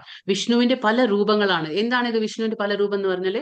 വിഷ്ണു എന്ന് പറഞ്ഞാൽ 4 കൈ അല്ലെ, ചതുർഭുജാധാരി. അപ്പൊ ഓരോ കയ്യിൽ എന്തുണ്ട്? ശംഖ്, ചക്ര, ഗദ, പദ്മ ഉണ്ട്. പക്ഷെ ആ ശംഖ്, ചക്ര, ഗദ, പദ്മം മാറുന്നതനുസരിച്ച്, അതിന്റെ സ്ഥാനങ്ങൾ മാറുന്നതനുസരിച്ച് വിഷ്ണുവിന്റെ പേരുകളും മാറും. അതുപോലെ ഓരോരുത്തർക്കും ഓരോ ലോകങ്ങളുണ്ട്. ആരാണോ എന്താ പറയാ ഏത് രീതിയിലുള്ള വിഷ്ണുവിനാണോ ആരാധിക്കുന്നത് അവർ ആ ലോകങ്ങളിലേക്ക് പോകും. ഇതാണ് വൈകുണ്ഠങ്ങൾ. വൈകുണ്ഠം എന്ന് പറഞ്ഞ എന്താണ്? കുണ്ഠിതങ്ങൾ ഇല്ലാത്ത ലോകം. അതായത് വൈ എന്ന് പറഞ്ഞ ഇല്ലാത്തത്, കുണ്ഠ അതായത് കുണ്ഠ എന്ന് പറഞ്ഞ ഉത്കണ്ഠ. ആ ഉത്കണ്ഠങ്ങൾ ഇല്ലാത്ത ലോകം എന്താണ്? വൈകുണ്ഠ, വൈകുണ്ഠങ്ങൾ എന്ന് പറയും. അപ്പൊ ഈ വൈകുണ്ഠത്തില് നമുക്ക് എന്താ പറയാ, സൂര്യന്റെയോ ചന്ദ്രന്റെയോ ഒന്നും ആവശ്യമില്ല. അത് ഭഗവാന്റെ ആ പ്രകാശം, ശരീരത്തിന്റെ ആ പ്രകാശത്തിലാണ് ഇതൊക്കെ പ്രകാശമാനാകുന്നത്. അപ്പൊ അതുകൊണ്ട് ഇവിടെ സൂര്യന്റെയോ ചന്ദ്രന്റെയോ ഒന്നും ആവശ്യമില്ല. അപ്പൊ ഇവിടെ ഒരുപാട് വൈകുണ്ഠ ലോകങ്ങളാണ് നമ്മൾ ഈ കാണുന്നത്. മഞ്ഞ മഞ്ഞ കളറിൽ കാണുന്ന ഒക്കെ എല്ലാം വൈകുണ്ഠ ലോകങ്ങളാണ്. എന്നിട്ട് ഇതിന്റെ മുകളിൽ എന്താണ്? നമുക്കിവിടെ അയോധ്യ കാണാം. അയോധ്യ ശ്രീരാമന്റെ സ്ഥലം. വൈകുണ്ഠ ലോകങ്ങൾക്കും മുകളിലാണ് ഭഗവാൻ അയോധ്യ, എന്താ പറയുക, ശ്രീരാമന്റെ സ്ഥലം ഏതാണ്? അയോധ്യ. അയോധ്യ കാണാം. ഇനി ഇതും കഴിഞ്ഞിട്ട് ഇപ്പൊ നമ്മൾ പറഞ്ഞു മുക്കാൽ ഭാഗമാണ് എന്താണ്? ഭഗവാന്റെ ആധ്യാത്മിക പ്രപഞ്ച ലോകം. പക്ഷെ കാൽ ഭാഗം മാത്രമാണ് ഈ ഭൗതിക പ്രപഞ്ചം. ഇനിയിപ്പോ നമുക്ക് ഗോലോകം നോക്കാം. ഇവിടെ ഗോലോകം കാണാം. ഇവിടെ നമുക്ക് മഥുര കാണാണ്ട്, ജഗന്നാഥ് പുരി ധാം കാണാണ്ട്, ദ്വാരക കാണാണ്ട്. ഇതൊക്കെ നമ്മൾ ധാം എന്ന് വിളിക്കും. എന്തുകൊണ്ട് ധാം എന്ന് വിളിക്കുന്നത് വെച്ചാൽ ഭഗവാൻ എപ്പോഴൊക്കെയാണ് ഭൂമിയിലേക്ക് അവതരിക്കുമ്പോൾ ഭഗവാൻ അവിടുത്തെ ആ ലോകങ്ങളെ ഇങ്ങോട്ട് കൊണ്ടുവരിക എന്നാണ് പറയുന്നത്. അതുകൊണ്ടാണ് മഥുര, വൃന്ദാവൻ, ദ്വാരക ഇതൊക്കെ നമ്മൾ എന്താന്ന് പറയാ? ധാമം എന്ന് പറയും. ധാമം. അതുകൊണ്ടാണ് ഭഗവാന്റെ ഈ സ്ഥലങ്ങൾക്കൊക്കെ നമ്മൾ ധാമം എന്ന് പറയും. കാരണം ഭഗവാൻ ആ ലോകങ്ങളെ ഇങ്ങോട്ട് കൊണ്ടുവരുന്നു പറയും. അതാണ്. പിന്നെ ഇവിടെ നമുക്ക് കാണാം, ഇവിടെ സെൻട്രൽ ആരാണ്? രാധാകൃഷ്ണ. ഇവിടെ സെൻട്രൽ ആരാണ്? രാധാകൃഷ്ണ. അപ്പൊ ഇതാണ് ഗോലോക. ഗോലോക എങ്ങനെയാണ്? ഒരു താമരപ്പൂവിന്റെ ആ ഇതളുകൾ കാണാല്ലേ? ഓരോ താമരപ്പൂവിന്റെ ഷേപ്പിലാണ് ഗോലോക വൃന്ദാവനം ഉള്ളത്. ഇവിടെ എന്താണ്? ഇവിടെ പോകുന്ന ഭക്തന്മാര് ഭഗവാനെ 5 രീതിയിൽ ആരാധിക്കാൻ പറ്റും. അതായത് 5 രസങ്ങളുണ്ട് ഭഗവാനൊട്ടും. ടോട്ടലായിട്ട് 12 രസങ്ങളുണ്ട്. ആ പ്രൈമറി രസം എന്ന് പറഞ്ഞാൽ 5 രസങ്ങളാണ്. എന്താണ്? ശാന്ത, സഖ്യ, ദാസ്യ, ശാന്ത, ദാസ്യ, സഖ്യ, വാത്സല്യ, മാധുര്യ. ഇങ്ങനെയുള്ള 5 രസങ്ങളാണ്. അപ്പൊ ഭഗവാന്റെ ഓരോ ഭക്തന്മാർക്കും ഭഗവാനെ ഓരോ രസത്തിൽ ആസ്വദിച്ച് ഭഗവാന്റെ ആ ലോകത്തേക്ക് എത്താൻ പറ്റും. നമുക്ക് ശാന്തരസം എന്ന് പറഞ്ഞാൽ ഈ ഗോക്കളും പശുക്കളൊക്കെ എല്ലാം വരുന്നത്, മയിലുകൾ, അതൊക്കെ എന്താ? ശാന്തരസാണ്. പിന്നെ ദാസ്യം എന്ന് പറഞ്ഞാൽ സേവാ മനോഭാവം. അതായത് ഭഗവാനെ സേവനം ചെയ്യുന്ന ആ ഭാവത്തില് ഭഗവാനെ ആരാധിക്കുന്നത്. പിന്നെ സഖ്യ എന്ന് പറഞ്ഞാൽ ഭഗവാനെ ഒരു സുഹൃത്തായി കണ്ടിട്ട് ഭഗവാനെ സ്നേഹിക്കുന്നത്. പിന്നീട് വാത്സല്യം എന്ന് പറഞ്ഞു, ഭഗവാനെ ഒരു കുഞ്ഞായി കണ്ടിട്ട്, അല്ലെ? നമ്മൾ പൂന്താനം, കുരൂരമ്മ എല്ലാം നമുക്കറിയാം, അല്ലെ? ഭഗവാൻ എങ്ങനെയാണ് അവർ കണ്ടത്? കുഞ്ഞായിട്ടല്ലേ? കൃഷ്ണനെ ഒരു മകനെ പോലെ. ആ മകന്റെ ആ ഒരു വാത്സല്യത്തിൽ നമ്മൾ കാണുകയാണെങ്കിൽ അതൊരു വാത്സല്യ ഭാവമാണ്. പിന്നെ ഭഗവാനെ കാമുകന്റെ രീതിയിൽ, അതായത് പ്രിയതമനെ പോലെ കാണുമ്പോൾ അതെന്താണ്? മാധുര്യ രീതി. അപ്പൊ അങ്ങനെ മാധുര്യ രസമുണ്ട്. അപ്പൊ അങ്ങനെ ഓരോ 5 രസങ്ങളിലാണ് ഗോലോക വൃന്ദാവനത്തിലേക്ക് ഭക്തന്മാര് പ്രവേശിക്കുന്നത്. അപ്പൊ ഭഗവാന്റെ പരമോന്നതമായ ധാമമാണ് ഈ കാണുന്ന ഗോലോക വൃന്ദാവനം. ഇവിടെ ഭഗവാന് നിത്യ ലീല അനുരക്തനാണ്. ഭഗവാൻ എപ്പോഴും ലീലകൾ നടന്നുകൊണ്ടേയിരിക്കും ഇവിടെ. അപ്പൊ ഭഗവാന്റെ ആദ്യത്തെ ഈ പെട്ടൽസ് എന്ന് നമ്മൾ പറയില്ല, ഇതിൽ എന്താണ്? 8 സഖിമാരാണ് ഭഗവാന്റെ. എന്താ പറയാ, സുദേവി, ലളിത, വിശാഖ, ഇങ്ങനെയുള്ള ആ ആൾക്കാർ എന്താണ്? ഭഗവാന്റെ പ്രിയപ്പെട്ട അഷ്ടസഖിമാരാണ് ഇവിടെ ഉള്ളത്. അപ്പൊ ഇതാണ് ഗോലോക വൃന്ദാവനം. ഇതാണ് ഗോലോക. നമ്മൾ എപ്പോഴും പറയാറുള്ള ഗോലോകധാമം ഇതാണ് ഗോലോക വൃന്ദാവനം. ഇപ്പൊ നമുക്ക് കാണാം, ഈ ഹരേ കൃഷ്ണ മന്ത്രം നമ്മൾ എവിടെ ഉച്ചരിക്കുന്നത്? ഭൂമിയിൽ, അല്ലെ? ഇവിടെ ഉച്ചരിക്കുമ്പോൾ ആ മന്ത്രം എവിടെയാ, എങ്ങനെയാ പോകുന്നത്? ഇങ്ങനെ പോയി അത് എവിടെ എത്തും നോക്കിക്കോളൂ. വൈകുണ്ഠ ലോകങ്ങൾ, ബ്രഹ്മജ്യോതിയിലെത്തും. അവിടുന്നും അത് അവിടെ നിൽക്കുന്നില്ല. നമ്മൾ പറഞ്ഞില്ലേ, അത് അവിടുന്നും ആ ചെടി വളർന്ന് അത് അവസാനം എവിടെയാണ് എത്തുന്നത്? ഭഗവാൻ ശ്രീകൃഷ്ണന്റെ പാതാരവിന്ദങ്ങളിലെ അഭയം തേടുകയാണ്, ആശ്രയിച്ചിരിക്കുകയാണ്. അവിടെ പോയി വിശ്രമിക്കും. അതുകൊണ്ടാണ് നമ്മൾ ഹരേ കൃഷ്ണ മന്ത്രം പറയുമ്പോൾ ഭഗവാൻ വേറെയല്ല, ഭഗവാന്റെ നാമം വേറെയല്ല എന്ന് നമ്മൾ എന്തുകൊണ്ടാണ് പറയുന്നത്? അത് അത്രയ്ക്കും അഭിന്നമാണ്. രണ്ടും ഒന്ന് തന്നെയാ. ഭഗവാൻ വേറെയല്ല, ഭഗവാന്റെ ഹരിനാമം വേറെയല്ല. അതുകൊണ്ടാണ് നമുക്ക് കലിയുഗത്തിൽ ചെയ്യേണ്ടത് ഹരിനാമ ജപം മാത്രം. അതാണ് നമ്മൾ പറഞ്ഞത്, നമ്മൾ ഈ ഭൂമിയിൽ നിന്ന് എന്ത് കർമ്മം ചെയ്യുമ്പോഴും, ഈ ഭൂമിയിൽ നിന്ന് നമ്മൾ എന്ത് കർമ്മം ചെയ്യുമ്പോഴും, പുണ്യകർമ്മങ്ങൾ ചെയ്യുമ്പോൾ ഉപരി ലോകങ്ങളിലേക്ക് നമ്മൾ എത്തും. പിന്നെ നമ്മൾ പാപകർമ്മങ്ങൾ ചെയ്യുമ്പോൾ അധോ ലോകങ്ങളിലേക്ക് നമ്മൾ എത്തും. അതേപോലെ നരക ലോകങ്ങളും ഇവിടെ ഉണ്ട്. താഴെ എന്താണ്? 28 നരക ലോകങ്ങളുണ്ട്. അവിടേക്ക് നമ്മൾ എത്തും. അപ്പൊ നമ്മുടെ അതെല്ലാം കഴിഞ്ഞ് പിന്നെ നമ്മൾ വീണ്ടും എവിടെ വന്ന് ജനിക്കും? വീണ്ടും നമ്മൾ ഭൂമിയിൽ തന്നെ വന്ന് ജനിക്കണം. അതാണ് ഭഗവാൻ പറഞ്ഞു, ഇവർക്ക് ജനന മരണങ്ങൾ അല്ലാതെ വേറൊന്നും കിട്ടില്ല. ആർക്കാണ്? ഭഗവാനെ വിശ്വസിക്കാത്തവർക്കും ഭഗവാന്റെ ഭക്തിയുത സേവനത്തിൽ ഏർപ്പെടാത്തവർക്ക് എന്താണ്? വീണ്ടും വീണ്ടും ജനന മരണങ്ങൾ നമുക്ക് ഉണ്ടായിക്കൊണ്ടേയിരിക്കും. അതാണ് ഇവിടെ നമ്മൾ കാണുന്നത്. ഇതൊക്കെ ഒരു ചെറിയൊരു ഇൻട്രൊഡക്ഷൻ ആണ്. ഇത് ഗോലോക ചാർട്ട് മൊത്തത്തിൽ നമുക്ക് പറഞ്ഞു തരാൻ പറ്റില്ല. അപ്പൊ ഒരുപാട് കാര്യങ്ങളുണ്ട് ഇതിൽ. അപ്പൊ ഒരു ബ്രീഫ് ഇൻട്രൊഡക്ഷൻ എന്ന് പറഞ്ഞ പോലെ പറഞ്ഞു തന്നതാണ് ഇത്. ഇതാണ് ഗോലോക ചാർട്ട്. അപ്പൊ ഇവിടെ എന്താണ് മുക്കാൽ ഭാഗം എന്താ പറയാ ആധ്യാത്മിക ലോകം കാണാണ്ട് നമുക്ക്, അതായത് വൈകുണ്ഠങ്ങളും ഗോലോക ഇത് കാണാണ്ട്, പിന്നെ ഭൗതിക പ്രപഞ്ചം എത്രയാണ്? കാൽ ഭാഗം മാത്രം. 1/4 മാത്രമാണ് ഭൗതിക പ്രപഞ്ചം. അതിൽ 14 ലോകങ്ങളുണ്ട്, 7 ആവരണങ്ങളുണ്ട്. ഇവിടെ ഗർഭോദകശായി വിഷ്ണു ഉണ്ട്. അവരാണ് എന്താ പറയാ, ആ ഭഗവാനാണ് ഇതൊക്കെ സൃഷ്ടിച്ചത്. പിന്നെന്താ ക്ഷീരോദകശായി വിഷ്ണു ഉണ്ട്. പിന്നെ ധ്രുവലോകം ഉണ്ട്. ഇവിടെ നമുക്ക് കാണാം ധ്രുവ സ്റ്റാർ, പോൾ സ്റ്റാർ എന്ന് പറയും നമ്മള്. ധ്രുവ സ്റ്റാർ ഇതാ ഇവിടെ കാണുന്നുണ്ട്. അതാണ് ധ്രുവ നക്ഷത്രം. അങ്ങനെ ഇത് ഏറ്റവും ടോപ്പ് ലോകം ഏതാണ്? ഇവിടെ ഈ ഭൗതിക പ്രപഞ്ചത്തിലെ ടോപ്പ് ലോകം ഏതാണ്? ബ്രഹ്മാവിന്റെ സത്യലോകം. പക്ഷേ അതാണ് ഭഗവാൻ പറയുന്ന 8ാമത്തെ അധ്യായത്തിൽ പറഞ്ഞു, ആ ബ്രഹ്മ ഭുവനാലോക പുനരാവർത്തിനോർജുന മാമുപേത്യതു കൗന്തേയ പുനർജന്മന വിദ്യത്തെ. ഭഗവാൻ പറഞ്ഞു എന്താണ്? അതായത് ബ്രഹ്മലോകത്തിൽ നിന്ന് എല്ലാ ലോകങ്ങളിലും പതനം സംഭവിക്കും. അതുകൊണ്ട് ഭഗവാൻ പറയാണ് ഇവിടെ ജനന മരണങ്ങൾ ആവർത്തിച്ചുകൊണ്ടേയിരിക്കും. അതാണ് ഭഗവാനെ പ്രാപിക്കണമെങ്കിൽ നമ്മുടെ ആ ജീവാത്മാവ് ഇവിടുന്ന് ഈ ആവരണങ്ങളെല്ലാം ഇതിന്റെ ഓടൊക്കെ തുളച്ച് നമ്മൾ പോണം. നമ്മുടെ മന്ത്രം അത്രയും സ്ട്രോങ് ആയിരിക്കണം, ഹരേ കൃഷ്ണ മന്ത്രം. എങ്കിൽ മാത്രമേ നമുക്ക് ഇവിടുന്ന് പോകാൻ കഴിയുള്ളൂ. അല്ലെങ്കിൽ നമ്മൾ വീണ്ടും വീണ്ടും ഇതിവിടെ തന്നെ നമ്മൾ ജനിച്ചുകൊണ്ടേയിരിക്കും നമ്മളിവിടെ. അതാണ് ഓക്കെ. അപ്പൊ ഇതാണ് ഗോലോക വൃന്ദാവനം. നമ്മളെപ്പോഴും പറയാറുള്ള ഗോലോക വൃന്ദാവനം. ഹരേ കൃഷ്ണ. അപ്പൊ നമുക്ക് ക്വസ്റ്റ്യൻസ് നോക്കാം അല്ലെ.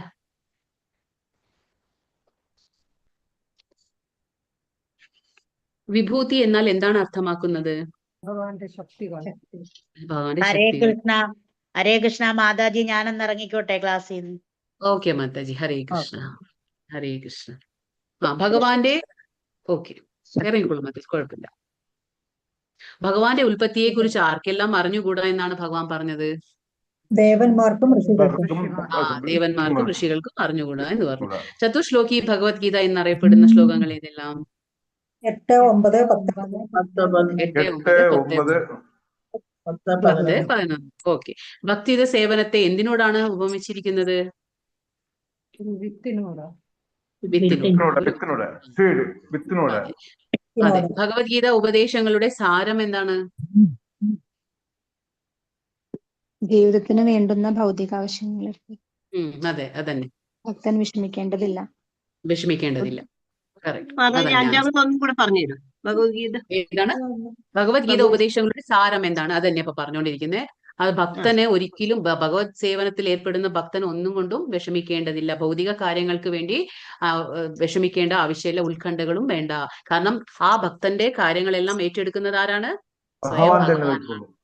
ഭഗവാൻ തന്നെ നോക്കിക്കോളും. അതുകൊണ്ട് അദ്ദേഹത്തിന് വിഷമിക്കേണ്ട ആവശ്യമില്ല എന്ന്, അതാണ് സാരം ഭഗവത്ഗീതയുടെ. പിന്നെ യജ്ഞങ്ങളിൽ ഭഗവാൻ എന്താണ്? തിരുനാമജപം. യജ്ഞാനാം ജപ യജ്ഞോസ്മി എന്ന് ഭഗവാൻ പറയുന്നു. അശ്വങ്ങളിൽ ഭഗവാൻ ആരാണ്? ഉച്ചൈഷവസ്. അതാണ്. സൃഷ്ടികർത്താക്കളിൽ ഭഗവാൻ ആരെ പ്രതിനിധീകരിക്കുന്നു? മാതാജി 7ാമത്തെ ആൻസർ എന്താണ്? 7ാമത്തെ ഉച്ചൈഷവസ്.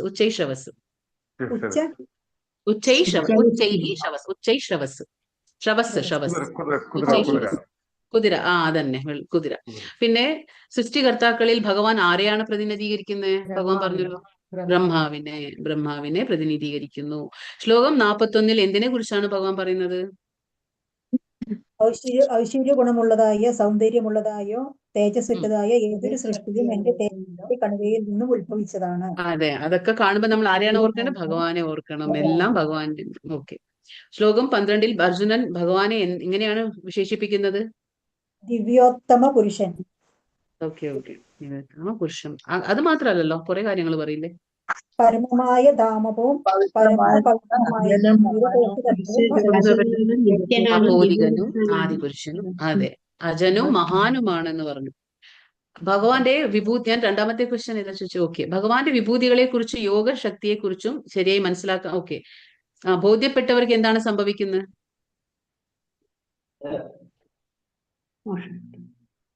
ഭഗവാന്റെ വിഭൂതികളെയും യോഗശക്തിയെയും കുറിച്ച് എന്തെന്ന് ശരിക്കും ബോധ്യപ്പെട്ടവർക്ക് എന്താണ്? കലർപ്പില്ലാത്ത ഭക്തിയുത സേവനത്തിൽ മുഴുകാൻ കഴിയും, യാതൊരു സംശയവുമില്ല എന്ന് ഭഗവാൻ പറയണം അല്ലെ.